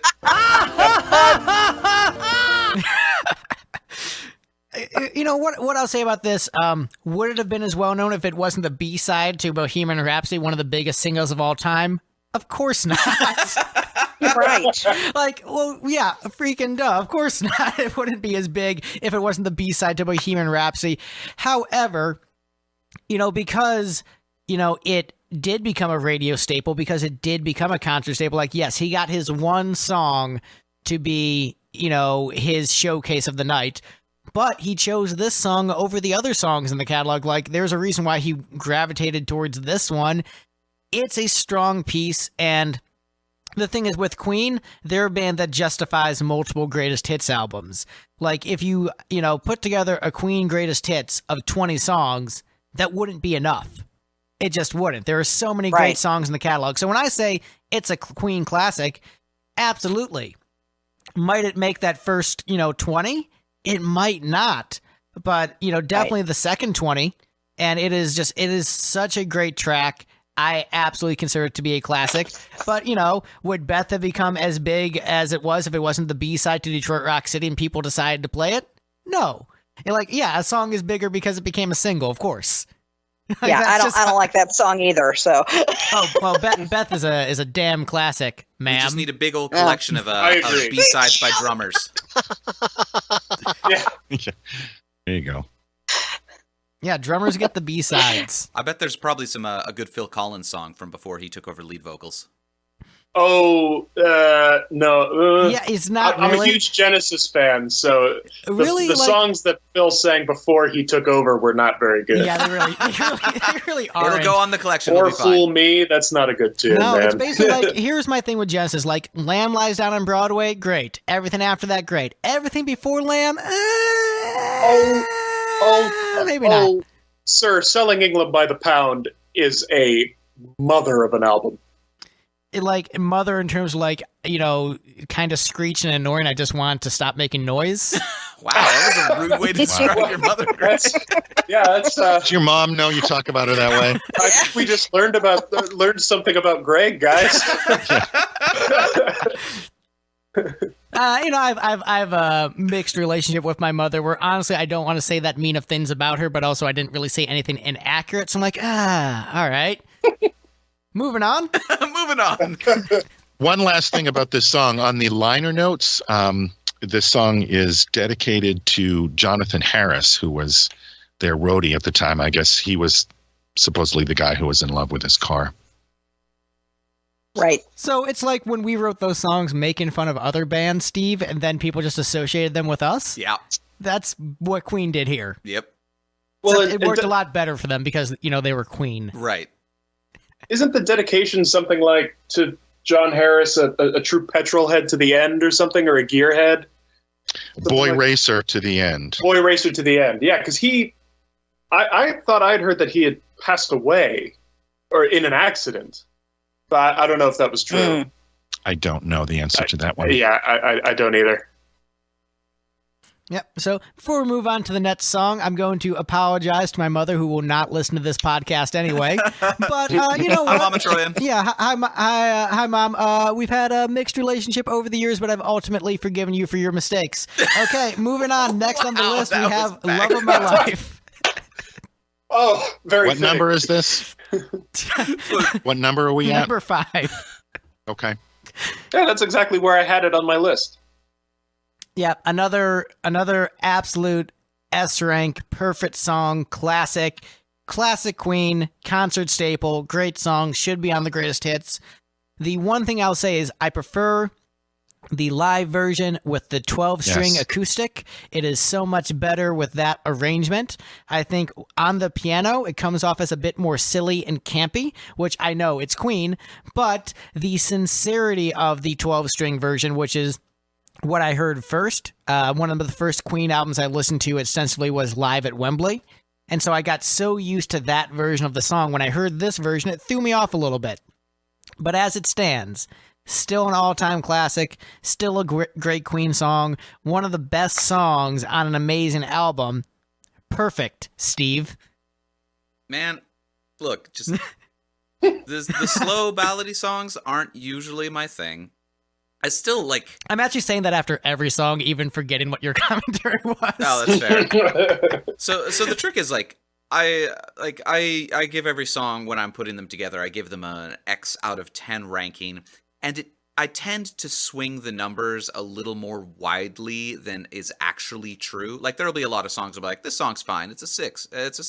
But if I do that consistently, then I'll end up with like 12 6s at the end of an album and like 1 8 and a 4, and I'm like, well, shoot, what do I do with this? Every song on this album I gave at least 5 out of 10 with swinging things as much as I could. So yeah, this is a ballad. I gave it a 5 out of 10. It's the highest of the like 4 5s out of 10. It had really good guitar tone. It's a good song. Something had to be towards the bottom. As Christine put it, something's got to be in the middle. Yeah, but there's just such emotion and power from this track. Like I feel the emotion, and it's beautiful. Yeah. This song is not one that belongs in the middle. This one I ranked second, and I almost put it first. And I almost can't talk about this song because it's just so achingly beautiful. Not only in the delivery, not only in the lyric, but and then the whole is greater than the sum of its parts. That concept as well. The vocals are so stunning and so perfect, and the arrangement, it foreshadows what's coming on Bohemian Rhapsody. I may almost have to. I may change my ranking if I talk about it any longer. I may put it back at number 1. Too late. It's not allowed. Yep. This is why I emailed it when I did. But yeah, if someone put this as the number 1 song on the album, they'd be wrong, but I wouldn't fault them for being wrong. But thank God I didn't. But this is such a great piece. Like I said, the emotion and power behind it, like you feel the sincerity of the piece, which is also weird because it's mixed in with that little bit of Queen pomp and sarcasm, because they're just naturally like pompous and sarcastic. Sincerely sarcastic. But it works. Like this just it's hard to, nitpick at it. It's perfect. Let me just say, for those millennials on the call, when you have a little bit of life behind you, it will not be sarcastic, and it will have even more resonance. It's sarcastic in the arrangement and instrumentation, not in terms of like his vocal, but in terms of like the way he's playing like the piano parts and such. That's where the sarcasm comes from. Once you get into like the 12-string version, all the sarcasm is lost in its pure sincerity. But there's a little bit of pomp in this track. Anything. I don't think that pomp necessarily equals sarcasm. I agree that it's a very lushly arranged version, but yes. I mean, I still find it to be a very kind of moving tune, and Freddie, I mean, he is just it's amazing how he can do the incredibly acrobatic vocal stuff and then the more stripped down, just achingly Soft beautiful tunes. Yes. And He's like the Billy Corgan of his time. Oh. I love Billy Corgan, but Freddie I'm just an agent of is chaos. Some men just Freddie- want to watch the world burn. but yeah, Freddie is just everything he sings is believable, and that is such a rare trait, I think, in a lot of singers. You believe even the Queen songs that I really don't like. Freddie's performance is still, captivating. Yeah, you just put it so well. You really do believe what he's expressing in this song. It feels so much like it's coming from the heart. I really like the way this song just kind of flows out of Prophet Song, where you don't really know where one song ends and the other begins. I just think that's a really interesting production trick there. Brian does play the harp on it, which, yes, any song that has a harp in it has a certain amount of pomposity. They go together. But it is, I really like the studio version of it. I think it's the version on Live Killers is my favorite version of this song, but I think they're almost in some ways two different animals. I think the aching loneliness that you feel in the studio version, when you bring that live and the audience sings with him, the song changes in the live situation, where then it becomes this communal experience, right? And you're taking this guy who's lonely and sad, and together as an audience, we're lifting it up, and it becomes more celebratory in a way. Music is so great that way, that it can change like that without changing a single chord or a single note, just the context. And this is what I love about talking about this kind of stuff. But this song, it's a great one. I had it at number 4. I could have easily had it at 2 or 3, depending on my mood and the day. Oh yeah, absolutely. And that's a really great point. It almost becomes like, and the melody is so good, it's up there with the classic pub songs that people have been singing for centuries. Like it fits so well into that, where you can easily just get an arena of people to sing along to it because it is just so good. Like, any negative comments I have about the track is like nitpicking. Like, there's nothing actually bad for me to say about this piece. Yeah, I mean, you could have left the harp off and it wouldn't have hurt the song, but I mean, it's all about Freddie's vocal. This one, it is one of his best. I guess I'm the odd man out here because I put this song at number 11 on my list. Oh, wow. And the heel of the podcast is now Alan. Well, now this goes back to where do you rank when you've got 12 good songs? Where do you put a song? Sure. And because I like the rock aspect of the other stuff, and I do like the vaudeville stuff and all of that stuff, the ballads, they do a lot less for me than the other types of music do. So really, I mean, that's the only reason that I put it at a number 11 is because it's a ballad. You cold, heartless bastard. Look, fellow cold heartless bastard. Either that, or he has never suffered a loss of love, which kudos to you. He might have been successful. Like, all the ladies love me all the time. Everything's great. Yes. Well, I wouldn't and with say Alan, that I've never how could you argue that? Yeah. Well, I can't like say David that I've Roth never would listen to this suffered. like, I can't relate. Right. Diamond Day would be like, love of my life? You mean me? Well, fortunately, I've been married to the same person for almost 25 years. So even though we have all suffered that loss, I don't think I can say that I've suffered anything like he's writing about. So I guess, no, I don't get it. It's fair. If you don't There you relate to go. it, it's hard to resonate with. Yeah. But yeah, any other thoughts on Love of My Life? This perfect, amazing S-rank song that Alan is wrong about before we move on. All right, so next up on the list is another perfect S-rank song with 0 flaws in it because it's amazing. 39 is next on the list. Perfect, Steve.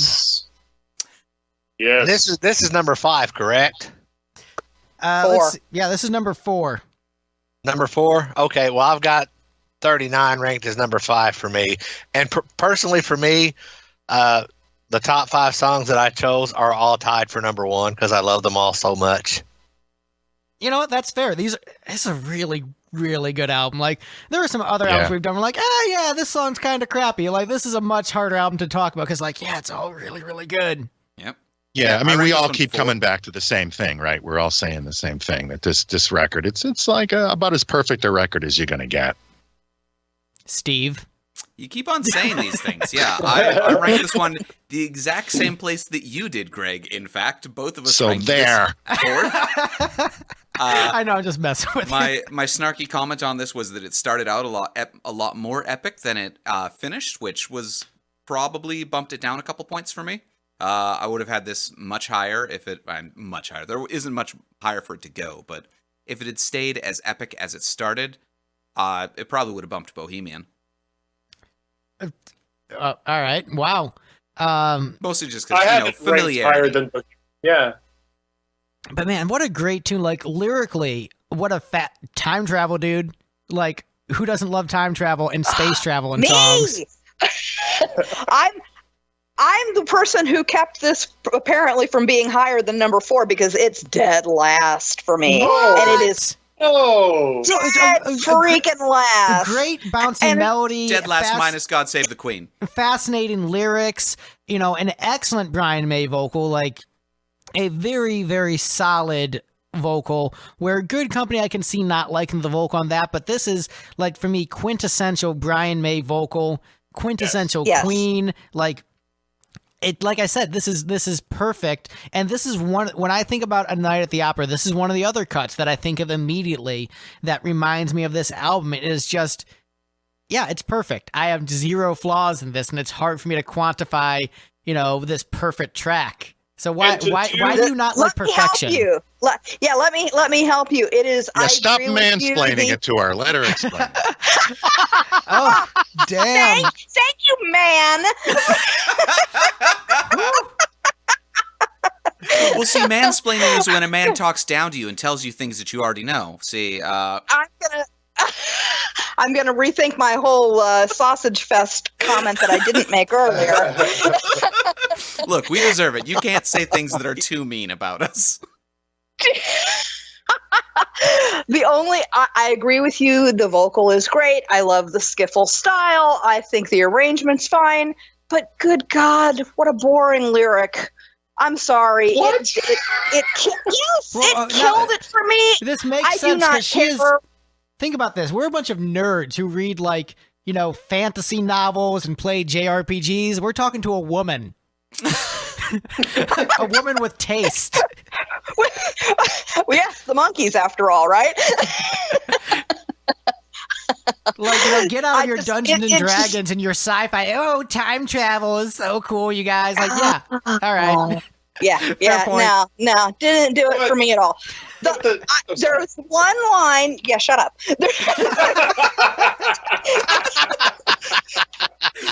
There's one line about what is it about your mother's eyes are crying back to me. That line got me. Okay, that's a good one. But beyond that, boring. But the juxtaposition of taking on an album with so many like grandiose, lush things, to do a song about an astronaut who winds up traveling through time and meeting his wife's great-granddaughter on a beach, to do that as kind of more acoustically stripped down number, that is a masterstroke. And it's brilliant live. It's beautiful on Live Killers. And I know that people love it. I understand that I'm the odd person out here, but I stand by it. It's boring. There's that Venture Brothers quote about, listen to those lyrics. It's all about love and longing. Yes, and hobbits. I need to get a drop of that one.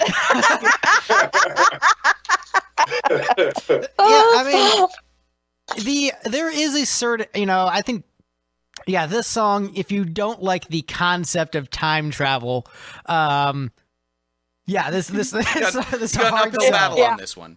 Gone. So you don't like Back to the Future? I will confess. Oh, I don't like Back to the Future. It's a terrible movie. In my first, probably the first 5 years that I owned this record, I thought that they were talking about like 1939 or 1839. Like I didn't get the time travel thing till like way later when I figured it out. Just because it always sounded like such an old timey kind of song. I don't know. It completely snuck by me for years. I guess I wasn't listening close enough, but I dig this song. I had it at number 6, but again, it could have been higher. I really like the Live Killers version. Again, it's interesting that they have Freddie sings it live. I'm not sure why they would do that. I mean, Brian was certainly capable of singing it live, but I always liked the version with the 4 of them standing at the front. Roger Taylor with just the bass drum kicking it in a tambourine, and that's cool. I like this song. It's my number 3. Yeah, it's beautiful. Beautiful. Okay. I mean, it's look. I mean, if you're just taking the lyrics out of it, just looking at the melodic structure of it, I think it is a beautiful song. And lyrically, I think it's ultimately a song about reflection and longing, and not being able to go back to those things you desire from your past. Because with time travel, he is literally flung into the future, and so the past is out of reach. It is impossible to connect with that. I get the motif. I totally get the motif. It didn't do it for me. It's not even necessarily time travel, right? Isn't it? He's an astronaut, and it's the whole, just like Planet of the Apes, right? Yeah, it's relativistic time travel. Yes, where exactly. I still count it as time travel. It still is time travel. Fair. It's traveling through time, not at a 1-to-1 rate like most people experience. Fair. It's actually like And scientifically that's why defensible I can time still travel, which is why Brian May is a doctor. Right. That's why, the astrophysicist wrote a song. This is really nerdy. The astrophysicist wrote a song about time travel, like that is actually probably physically possible. So Christine, I was going to point that out myself. Christine, do you not like Space Oddity either? The David Bowie song? Yes, of course. I'm a big Bowie fan, and I do like Back to the Future or Drive-In Saturday, the song about a future where sex is illegal. Of course, it's. What can I say? Taken on.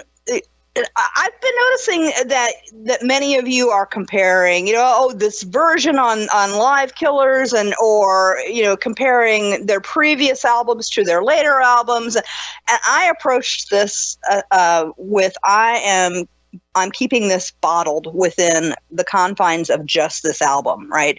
So my thoughts on my rankings and so forth are just in comparison with the other tracks on this album. This one did not do it for me. Sorry. That's fair. What I will say is when I think of 39, I don't think about the live version with Freddie. Like for me, it is studio version all the way. And this is one of my go-to Queen studio tracks across their catalog, period. Yeah. I agree. Interesting story that they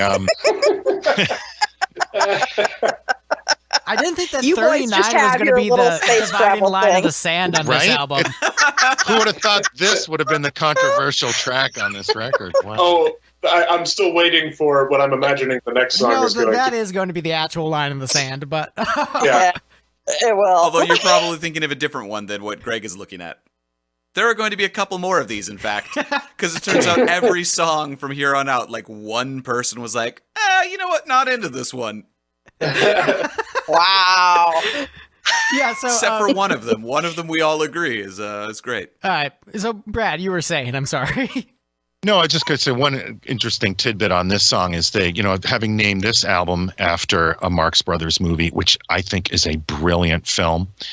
And then the following album, Day at the Races, was also named after a Marx Brothers film. They got the opportunity to meet Groucho Marx, and they sung 39 for him a cappella. Oh, yeah, I do remember that. And he died 5 months later. Oh, now you can't blame them for that. Are you claiming there's a causality here? Well, but then again, it is true. Everyone who has heard the song 39 will die at some point. Brian May It must be the song. It must be the song. It must be the song. It can't be any other explanation. Exactly. All right, so any other comments on this perfect, flawless piece of music before we move on? Nope. Okay. Nope. Next up on the list, we have You're My Best Friend, Steve. All right. You are my best friend. I love you. Oh, thank you. I'm sorry that I had to make you so mad by ranking this one last. Yeah, why'd you at the bottom? Woo! Again, I'm from the Commonwealth. I can't rank God Save the Queen last. And just sort of, I don't know, my take on this is it's a Queen song, but it's still just kind of a standard downish tempo ballady kind of thing, and those aren't really my bag, even when it's Queen doing it. So for me, Also, the fact that I've heard this song a whole bunch of times, and right, but for me, this isn't a ballad. I don't understand ballad from this. This is a mid-tempo pop it's song. 118 beats per minute. It's slow.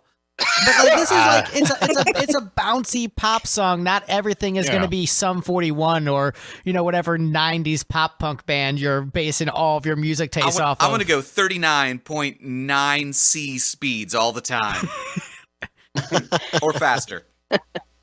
But like, yes, okay, it's overplayed. It's a Queen classic. It's a radio staple. It's a concert staple. So you probably heard it too many times. I have.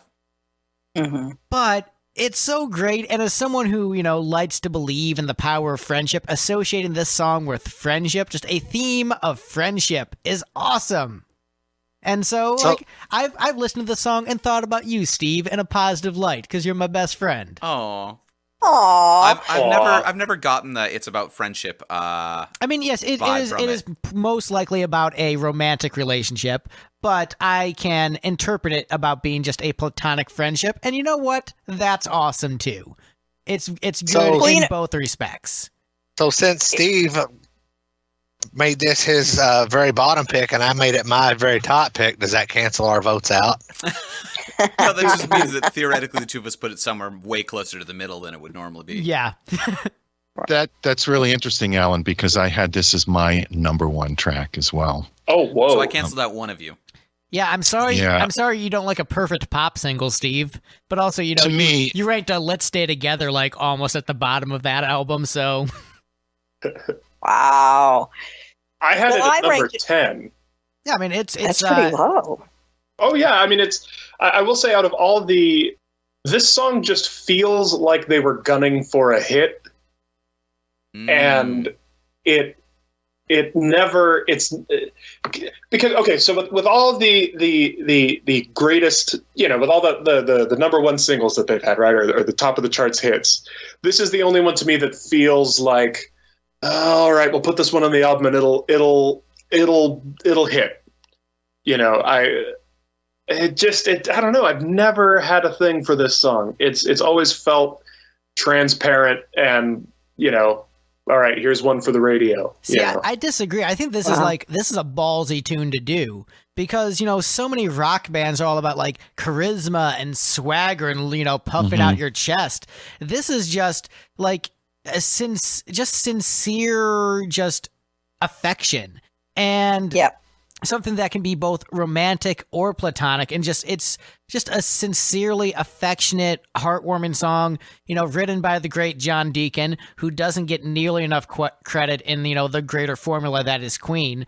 Like, I agree on that, yes. Wrote some great songs for the band, contributed great bass parts throughout the catalog. This is a perfect pop single. And, there's nothing wrong with a perfect pop single. No, there isn't. And I don't think he was necessarily going for, like, I'm going to write a hit. I think he in fact, the story of this song is that they had a Wurlitzer electric piano in the studio, and Freddie hated it. He hated the sound of the electric piano. So John Deacon said, well, guess I'll take it home and noodle around with it. He wrote this song at home when he was learning to play the piano. This is literally like he sat down and wrote this freaking number one hit song as like his first time. Like, can you imagine just picking up a guitar and like, and coming up with a number one hit song. And then he brought it into the band and kind of sheepishly said, I don't know, I think I kind of got something here. I mean, it was not presented to them as like, here's our next big hit smash song. It was just John noodling around for the very first time on a piano, which completely floors me. Also, his bass part in this song is really interesting. It's great bass part. Go back and listen to that. It's a great vocal by Freddie. To me, it's a daring song because, like Greg was saying, it's completely unironic, which you could never do today because everyone has to be so ironic. But it's just such a pure lyric. It was written for his wife. I'm a guy who's been married for 30 years. This is my ringtone on my phone from when my wife calls me. Aww. This you want to know how you stay married for 30 years? Listen to this song. This song and Let's Stay Together by Al Green, Steve. It's all in this song.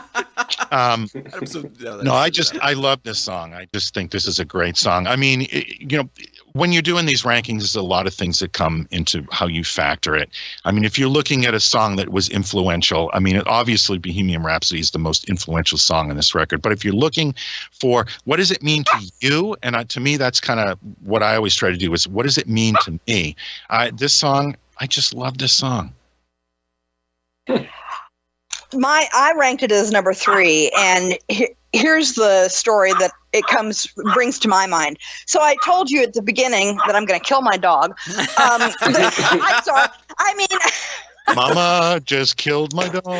Yeah, right. Put a pillow on her mouth. No, sorry. This just got dark. You put some thought into this. So our podcast I is said that evidence I was now. 9 years old. I was 9 years old when the album came out. When I was 9 years old, I had also just met the girl who was going to be my best friend for decades. We have both been through ups and downs of life, and we've stood by each other, girl. What can I say? This song always reminds me of her. And yes, it can be applied to a spouse. Yes, it can be applied to a lover. But for me, it was all about that girl and the love that we share and have for practically all of our lives. The platonic reading works a lot better if your best friend is a girl, considering lyrics like "You've stood by me, girl." Yes, that's true. Greg. Very astute take on that. You're in a glam band. You're essentially a chick, dude. Fair enough. But now, and Brad, was it you who was talking about Deacon and the Wurlitzer? That's right. Yeah, and you talked about how he wrote this great song while he was learning how to play that instrument. The one note that I had about 39 that I didn't get to. Here's the one good thing. May wanted him as a joke. He said, "Hey, why don't you play the double neck bass on this?" He learned the double neck bass in like a day and a half. Mm-hmm. So I think that Deacon's musicianship is well documented just on this one album, right? I think that he sometimes flies a little under the radar because of the other people in the band, but he deserves every kudo for what he brings to the show. I mean, if this was the only track he contributed to Queen in their entire catalog, it would still be an amazing musical accomplishment. But then Absolutely. You factor in everything else he's done for the band over the years, like, definitely the unsung hero of the band. And it makes sense because, I'm the quiet bassist. I'm in a band with Freddie Mercury, Brian May, and Roger Taylor, trying to keep up with those guys. But he does, and his contributions are great. And like this, if I'm putting together a Queen Greatest Hits CD, this is on disc 1. This absolutely makes the cut easily. Mm-hmm, mm-hmm. I agree that it has to. It's obligatory on the greatest hits albums, and and even as we've all said a lot of times with a lot of songs, it's I put it as number 10, but it's number 10 on this album. so it's still on a really great album. on a really great album, exactly. So it's certainly not some crap song from some largely good album, but it's even I don't know. I just never I skip over this song quite a bit, honestly. I think it's because it has been played to death. I feel the same way about Hey Jude. If I never hear Hey Jude again in my life, I'll be fine. Ouch! I agree on that one. No, stop it, both of you. I mean, and the Beatles are my number one band. They don't have a bad song. I will fight to the number death. 9. No, Yes. I will eat. I love that song. I have a very low tolerance for avant-garde bullshit, so Revolution number 9, I'm like, nope, sorry. Can't do it. I love the Beatles. I think they are the perfect band. I think they are the masters of melody, and that is a piece of garbage. And Steve, I sense a rat hole. Let's keep moving. Yeah, probably a good idea. Yeah. So, how do we feel about what's our number 2 song? Hey, this one's completely non-controversial. Yeah, everyone liked this a lot. Death on Two Legs, next on the list. Damn right. Another, track that makes me immediately think of Night at the Opera as an album, because some of these songs I think about outside of the album. It's just a great Queen song. So, You're My Best Friend, I don't necessarily think of it in the context of this album all the time. I just think of the song itself. Right. This immediately makes me think of the album, where the band was at when they recorded it, where they were frustrated about their manager screwing them out of money. And it's dark and epic with lots of moving parts and badass guitar solos and layers and layers and layers of vocals and just energy and anger and so many different things, and just like a powerful opening track, and just everything about it just so damn cool. Just that piano slowly getting louder at the intro with those menacing guitars. Like, there's so many great components of this piece, and just, man, it's both a badass rock opener and also this weird, dark, operatic piece at the same time. And it works so well as a dark opera piece and as a badass rock tune at the exact same time, at the exact same quality on each level. Like, masterpiece, S rank, perfect, Steve. I ranked this one third. So my take on this one is I think the song does a really good job of highlighting how great Queen were in the studio, because honestly, as a song, I feel like it's not all that well written. It's not very hooky, and the arrangement is just kind of like disjointed and awkward, but then they brought it to the studio and they threw all these cool layers, and like they made it this really interesting thing that even if you're like, yeah, I can't really rock out to this because that melody's not that great and it keeps on wildly shifting, but you're engaged the whole time. It's always interesting. I think the composition's actually really strong, but I will admit this is like one of the less conventional melodies. Like, it's a bunch of moving parts. Yeah. I think it's the least conventional song on the record. I think this song is bananas. It's like, how many parts are in this song? I mean, there is a chorus, but is there a verse? Is there a bridge? It's like all these crazy parts, are completely unpredictable. I've listened to this record for years and I still can't quite, sing along to it, because just getting a handle on what part's coming up next. What's next? It's great. It's crazy. And I love that about that song. That's what makes this song great, I think. I love the piano at the beginning, which is kind of like, Phantom of the Opera-esque kind of real show kind of, right? And then you get the guitars come in. It's, to me, I think he's kind of quoting Psycho there, that dun dun dun dun, and then there's this guitar that's on top of that. It's kind of reverse of the way the Psycho melody goes, but anyway, I like that part. There's these weird background vocals that fade in and then fade out super quick. It's nuts, and it's one of the nastiest songs I have ever heard. It is brutal. Sassy. Yeah, the line about suicide, like, damn, you just like encourage this person to kill themselves. This is dark, this is heavy, but it's Like, this is honestly, it encompasses what Queen is as a band so well. Like, I think this is what a lot of people think of Queen as, in the sense of like the different moving parts, the insane operatic vocals, and just the unpredictable, grandiose nature of the music. Like, this really encompasses, I think, what people think of when they think of Queen. Not necessarily the song, but in terms of like what the song does. This song also has a name. One of the lines in this song I always thought would make a great name for a Queen tribute band. For some reason, I always wanted to see a Queen tribute band named Fools of the First Division. And I don't know why, but I just, that'd be a great tribute band name. They name. should be wearing stormtrooper costumes. A Queen tribute band in stormtrooper costumes. That's $1 million idea. Yeah, that's true. With a cape. They have to have capes, though. Oh, yes. Oh, yeah. Oh, yes. Stormtrooper officer costumes with fancy capes and medals. And a little half-size mic stand. Right. This song just, it's one of the greatest album openers of all time. It just immediately throws you into this world and says, all right, here's what you're getting yourself into. And then, you proceed to go on this incredible adventure of Night at the Opera.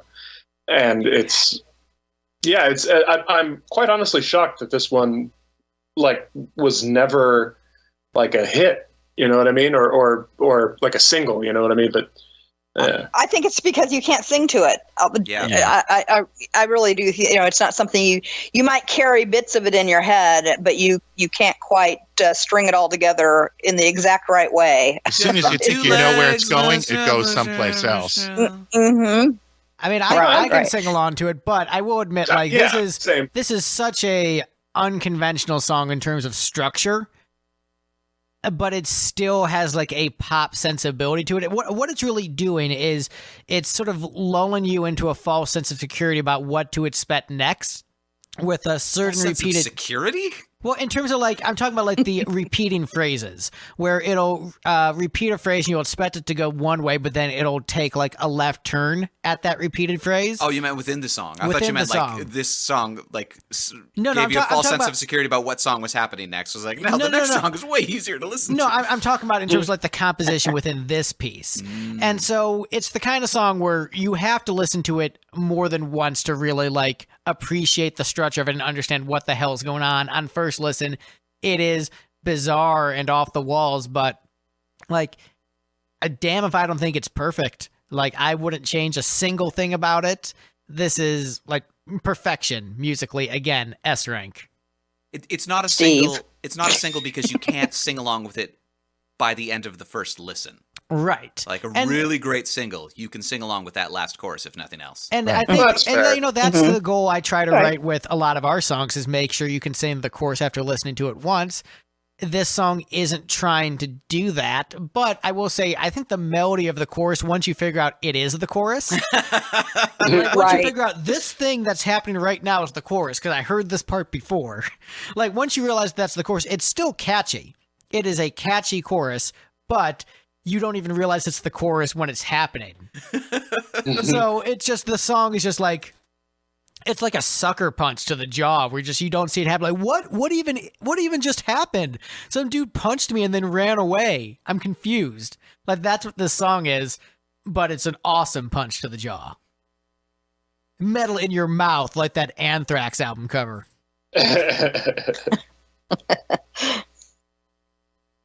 Yeah, my biggest, everybody else has pretty much touched on the same things. My biggest note was, now this is a rock opera song, right? It's intricate harmonies, counter lyrics, vocals that range from bombastic to subtle. It really told an entire story with a range of emotion. All of it being angry, but still a range, right? And it's a perfect song, and it was something that, as the opener, your ears are immediately attuned to. Now this is something different. and you're drawn in. I defy anybody to not be sucked in immediately into this song. I'll have to agree with pretty much everything Christine just said. Thank you. and that's where we end. Good episode, everybody. Wait, hold on. Oh, wait, there's one. All right, there's probably another song to talk about. Right. Well, Alan, go ahead. Did you have anything more to say about Death on Two Legs that we hadn't touched No, on? not really. I mean, y'all have pretty much said the same thing. You know, it's a badass song, and it's Freddie Mercury's way of telling that guy to go screw off. You know. And I like angry music, you know. So. And also remember, like, Queen was broke at this point, but they had no money. So this was very sincere. Like, we have a hit single and we're broke. Like, who do you think we are? Badfinger? Come on, man.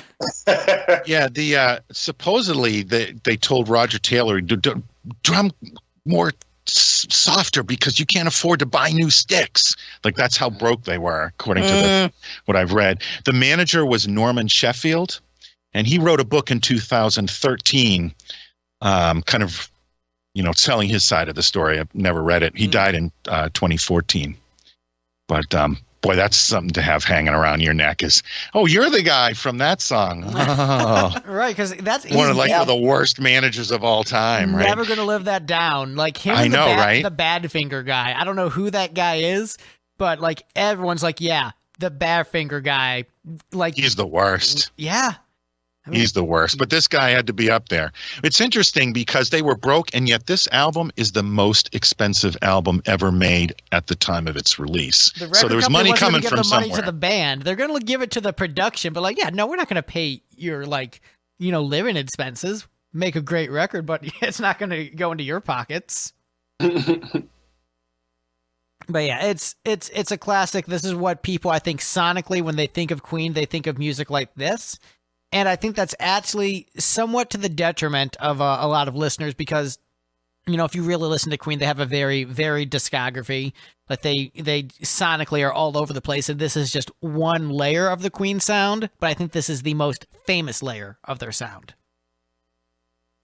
But yeah. Wow, he named his memoir Life on Two Legs, set the record straight. That's it. I hate him more just for that title. Yeah, I mean, that makes me not want to agree with him.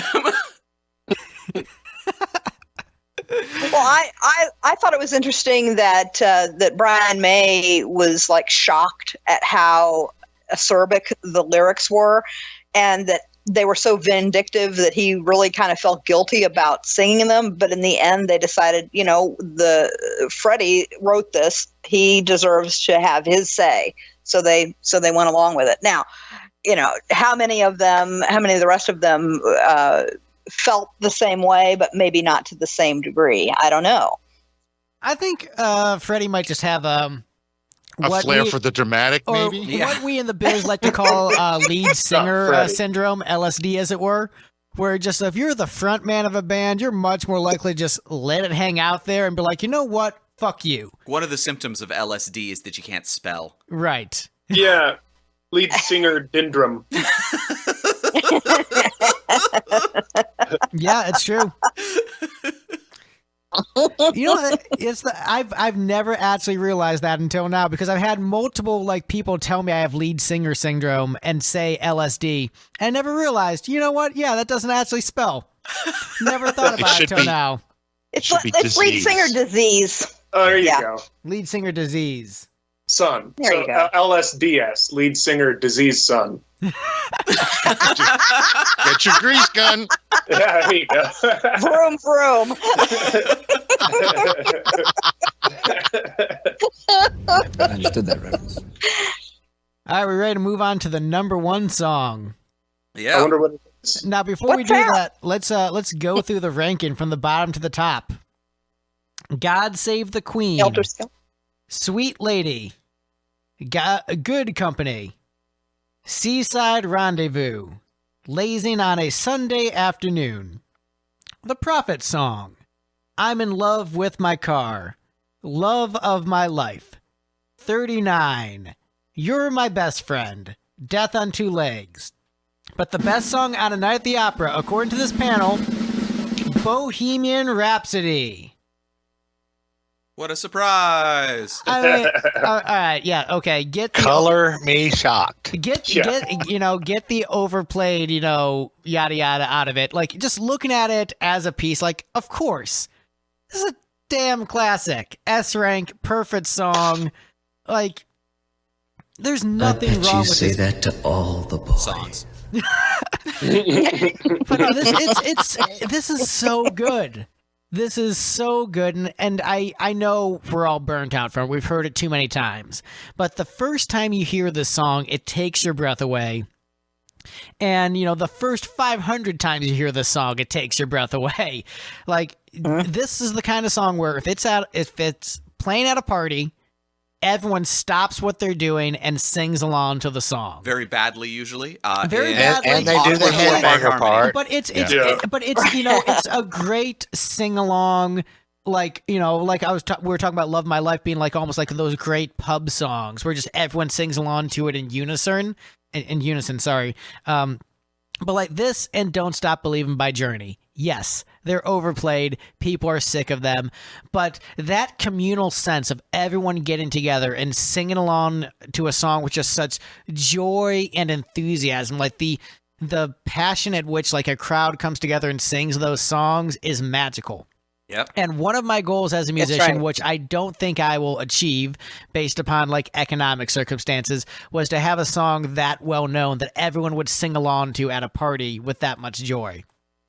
Realistically, because the industry is so fragmented at this point, that likely isn't to happen, something so universally beloved. But like this song, Don't Stop Believin', Hey Jude, like those are all songs where when people hear them, they get excited, they sing along to it because they're just so invested in the song and they love it. And it is a unifying song across all different generations. People in my high school class loved it. People beyond my high school class love it.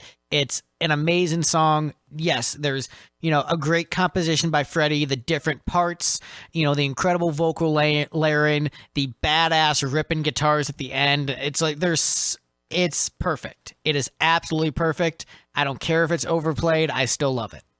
The thing is, I don't think anyone disagrees with you. No, I'm like we all ranked preemptively. We all ranked it in our first two. Like we all thought to ourselves, like I've heard this song so many times.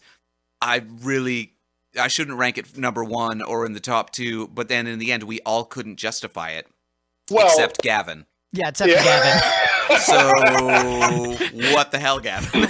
Okay, so let me explain myself. Show your work, mister. I love Bohemian Rhapsody. But, I just like As I Lay Dying more. No. Oh, no. But I and it's not even the overplayed thing. You know what I mean? I sing along with it every time it's on. I do love the song. I had a good solid rock out session when I listened to it again for this ranking. But it just, I don't know, because I put it sixth. And the 5 songs that I put above it just resonate with me on a personal level more. Those 5 being Love of My Life, Prophet Song, 39, Love with My Car, and Death on Two Legs. Love and Death. Yeah. And An American Guitar. Yeah, and no one else got that reference except Steve. But again, this is A Night at the Opera, and it's all of these songs are amazing. So this is definitely not a slight against Bohemian Rhapsody. I just happen to enjoy some of its siblings a little more. Yeah, no, you're wrong. Sorry, Gavin, you're fired from the panel. Look, normally these episodes are punctuated with this panel of experts and Steve, but I think I am off the hook for this episode. Yeah, just wait for the Adore episode. Right. Adore is probably the most consistent Pumpkins album. Oh, just wait for the episode, sir. I mean, look, it's... I'm gonna say there's not like an obvious skip on it, like Melancholy and Siamese and like skipping Gish entirely. Oh, geez. Hold on. I gotta. All right, this is the Queen podcast. Stay on task, boys.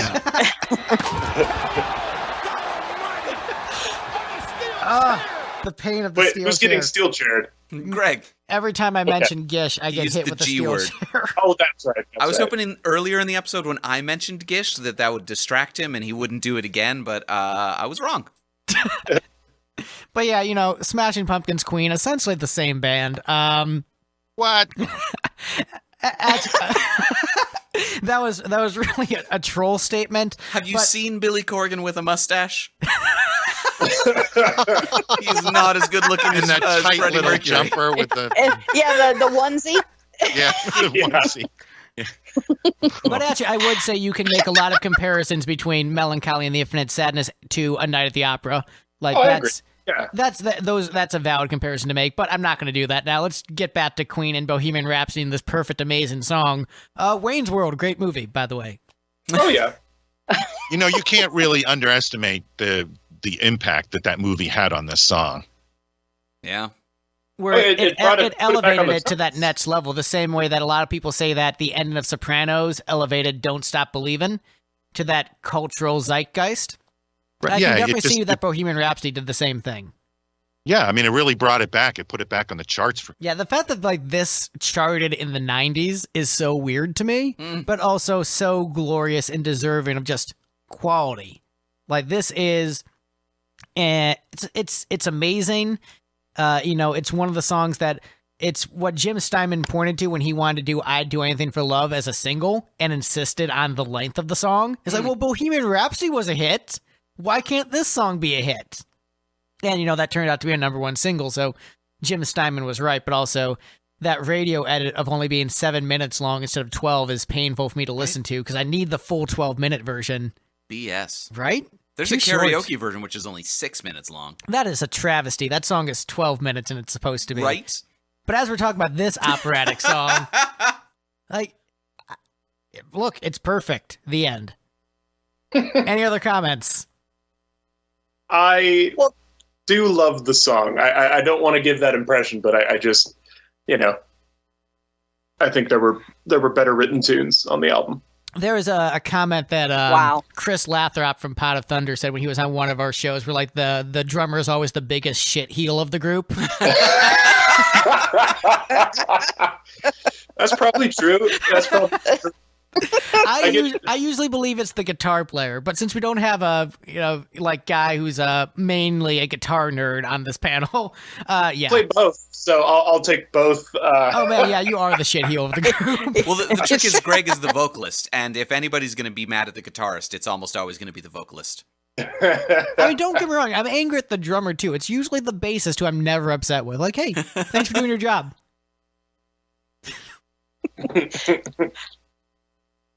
Well, I think the fact that it charted again in the 90s just speaks to the fact that the universal truth that art is art, no matter what it is and where it is and when it is.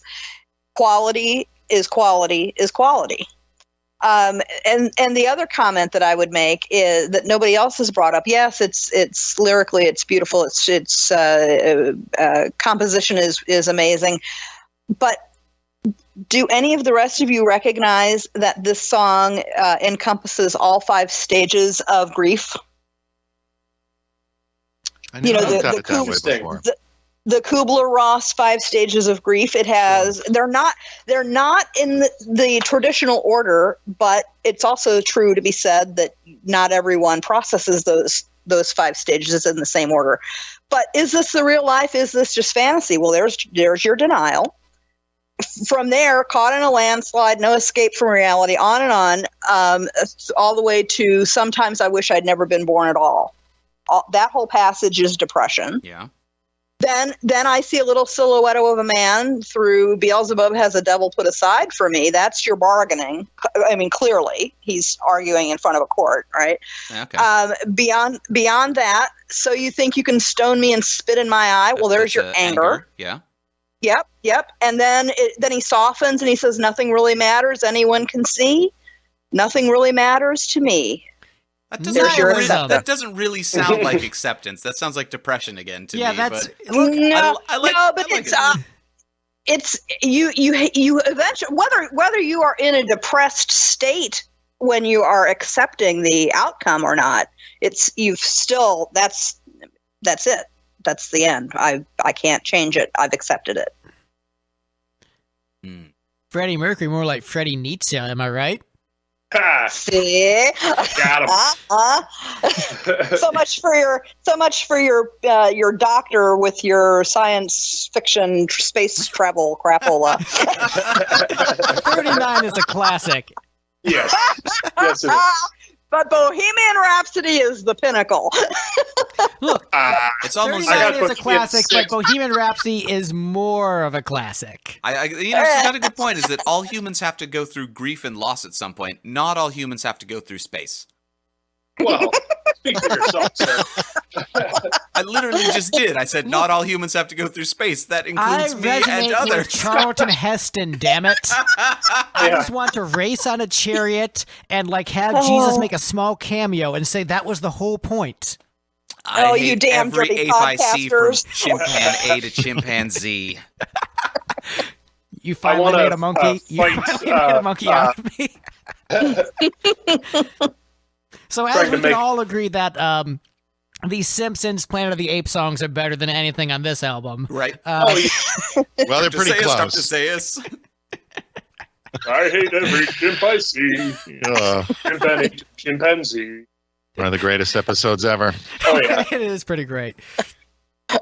Actually, speaking of The Simpsons, I have a HMS Pinafore in my CD player in the car right now. Excellent. Holds up really well. There's also a Star Trek connection for HMS Pinafore. I don't really watch Star Trek. I've only seen The Voyage Home because they travel back in time to kidnap some whales in the 80s. Yeah, that sounds fun. Your nerd card is being revoked as we speak. Yeah. How dare you, sir? Wow. How dare you? I'm a hair metal bro. The fact that I've watched any Star Trek is impressive. I- we were I'll just agree. talking about how you were a science fiction nerd. I mean, the thing is, I don't actually read fantasy novels. I just play JRPGs. You just play them on stage. Yeah, I pretend to be a nerd. I'm really a fake nerd girl. But yeah, A Night at the Opera. It's a great album. Was anyone surprised with the ranking? No. Not at all. No. I'm a I- little I- disappointed in God Save the Queen. Mostly in myself. I'm only surprised with how high the Prophet song ranked. I really expected Lazy on a Sunday Afternoon to defeat it. But otherwise, yeah, about right. Did I have Prophet Song rated the highest? Did anyone rate it higher than me? What was your number? I had 4. it second. Yeah, so Steve Oh, rated okay. it the highest. I Yeah. love Prophet Song. It's yeah, I love it too. It's I had it at 5. 10. ugh. You and Greg. 10 is you're my best friend territory. That's where Oh, that's number 10. We're Yeah. just rehashing all the same Rehash it fights. all All right. over again. Episode part 2, Yeah, we're let's- going to have all the same fights again. Yeah, I will say I'm not surprised with the shit heels of this group. I'm like, who ranked I the don't songs play where? the drums. You were here's what I expected. I expected Steve and Gavin to be the shit heels for most of the rankings. I expected someone else to disagree with me greatly on one track, and you just ended up being you in 39, which We can't really fault you on that. Right. Everybody disagrees Oh, with you, no, but that of one's course not you an can't. iconic one. no, that's an iconic song. I think it's great, but No, that is iconic, Queen. That is absolutely an iconic song from the band. but not in the same tier of iconic. You can't call every song on the album the iconic one, Greg. No, you can. I would say, as far as the iconic you songs, can. it's Bohemian Rhapsody. Actually, basically, the top. Yeah, basically all the top songs. So the top everything. 12 songs on this No, album are all everything- iconic. so Yeah, there's Bohemian no- Rhapsody, Death on Two Legs, You're My Best Friend, 39, Love of My Life, I'm in Love with My Car, all iconic. That's half of the album. Right. This is why it's considered their best album, Steve, because so much of it is iconic in their catalog. Like, that's why it's considered their best, because of how iconic the cuts are. It's like Destroyer by Kiss, or how many of those songs are concert staples. But that's just that why people like it so much, because it contains all the hits, all the iconic songs on one album. So yeah, Steve. Everyone do that now. So I have a question. So we all pretty much agree that this is probably their best record. What I'd like everyone to go around and maybe pick a Queen record that they think should get more love. Maybe one that's not so acknowledged. Oh, that's easy for me. Made in Heaven. Adore that record. There's so much emotion and passion on it. And I think it's just a really beautiful. There's a lot of beautiful pieces on it, and I like, you know, that the band was working on it before Freddie's death, and so like he was very much involved in the direction of it, but it was completed afterwards. It feels like a really beautiful artistic statement, and I love the songs on there. I think there's so many great songs on that album. It's easy. My overlooked gem of the catalog is easily Made in Heaven. Interesting. I'm going to say the Flash Gordon soundtrack. Ooh. Damn it, girl, that was going to be mine. Wow. I think there's too That's much why I got filler it on there that. quick. I think it's not like as I think there's a lot of nostalgia attached to that one, where it's just not as good as people give it credit for, in my opinion. I think it's still good, but it's not this amazing magnum opus of the band, in my opinion. I can't necessarily think of a whole album that I think is underrated, but I do definitely think that Brighton Rock should be getting more attention than it does. Great track. Yeah. Yeah, that's like just phenomenal, excellent. I'd say Beautiful I'd say song. Hot Space is underrated too, personally. Mm. Alan, what's your pick? Oh, I was going to pick Flash Gordon. Interesting. Steve doesn't really know most of the Queen catalog. Again, the only this and why am I spacing on it? The Highlander one are the only ones I've A actually. Kind of Magic, A Kind which of is Magic great. Are the only ones I've actually sat down and listened to all the way through. A Kind of Magic is one of the most fun Queen albums to listen to. Like That's a fun record. It's a really fun album, and you know I'm going to say the second Mika album is the most underrated Queen album. I mean, you're wrong. The first Mika album is the most underrated Queen album by that standard. But yeah, no, the Mika, he's pretty great. Grace Kelly, great song. Big Girls, you know, he's got some great singles. But Brad, how about you? What's your underrated Queen album? Well, I like Day at the Races a lot. I think that record is only slightly behind Night at the Opera as a great record. But if I was going to pick one that I wish people paid more attention to, it would actually be Innuendo. I mean, the trick is any of them I'll say is great. And even Flash Gordon, like as I was saying, as I was ragging on a little bit, it's still really good. It's just, I think that's the go-to underrated Queen album everyone always says, where I'm like, Flash Gordon. You kids always say Flash Gordon is the underrated album. I mean, it's Reese Roper's favorite. But yeah, Innuendo, also just a great album. I think that one gets plenty of love. I think I don't really hear people talk about that record that much, but I really like it. There's some great stuff on there. Agreed. Do you know what the biggest selling Queen studio album is? News of the World? Yeah. Guess again. Is it jazz? Or Greatest Queen? Oh, no, shoot. Studio album, so not a greatest hit. Okay, not a greatest hit. Is it The Miracle? No, it's It's just shoot. the one I'm on Wikipedia while flipping through Oh, the discography. I'm picturing. Is it The Game? Nope, it's Made in Heaven. Made in Heaven is the Really? Wow. Sold over 20 million copies around the world. Huh. I guess, yeah, because it's one of those things. Weird, like, right? Everybody recognized Queen as an iconic band, but people who didn't have any Queen albums yet and weren't really actively listening to them, that would have been the one that they would have said, "Oh, now is the time that I should buy a Queen album. Let's go with this Yeah, one." I mean, I'm sure a big part of that is the death effect. Right? It's, Yeah, Yeah. exactly. It's tough to talk about, but it happens with everyone, right? Yeah. you know. And wait a minute, when did Wayne's World come out? 92. So this Oh, was yeah. also the one that came out, the new album after that. Yeah, this came out in 95, I think. Yeah. Yeah. I could be wrong on the Wayne's World year, though. It was early 90s. It was definitely before Yeah. Made in Yeah. Heaven. And Made in Heaven, I mean, you know what? I adore that record. There is just so much great material on there. Like easily my, pick for underrated Queen album.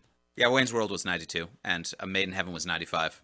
So yeah, Right. so there was a lot of factors contributing to that. They were an iconic band made more iconic by a film, and this was the first and final album to come out after that. Look, but we can all agree Cosmo Rocks was kind of bad, right? Which one? Cosmo Rocks. It's the one with Paul Rogers. Oh God, I didn't even. I don't have that. Yeah, Yeah. Don't bother. I wouldn't even. Yeah. Yeah, well, there we go. That's our episode. Excellent guests. Where can we find you on the internet? Christine. You can find me hanging out in the Zilch Clubhouse, Zilch or Monkees podcast on Facebook. Or the Pop podcast. You can search for both of those on Facebook. And I turn up anywhere pretty much there's a Ken Mills show. I'm somewhere in the background too. So.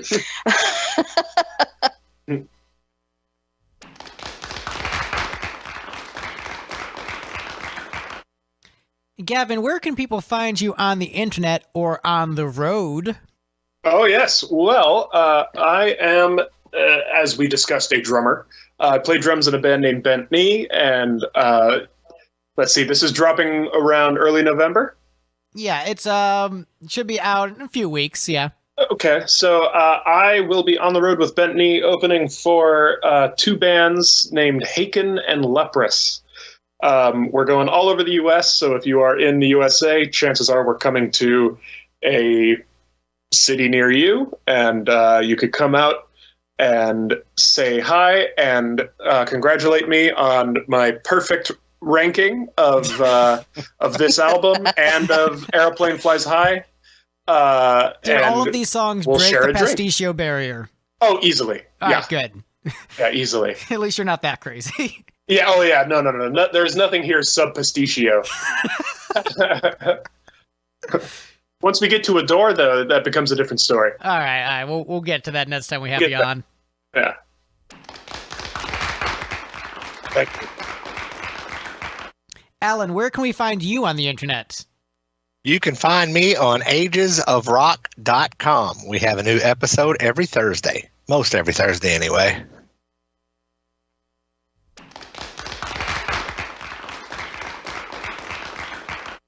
And Brad, where can we find you on the internet? I do a podcast called I'm in Love with That Song, where I do a deep dive on one song each episode. They come out twice a month, so just search for the I'm in Love with That Song podcast.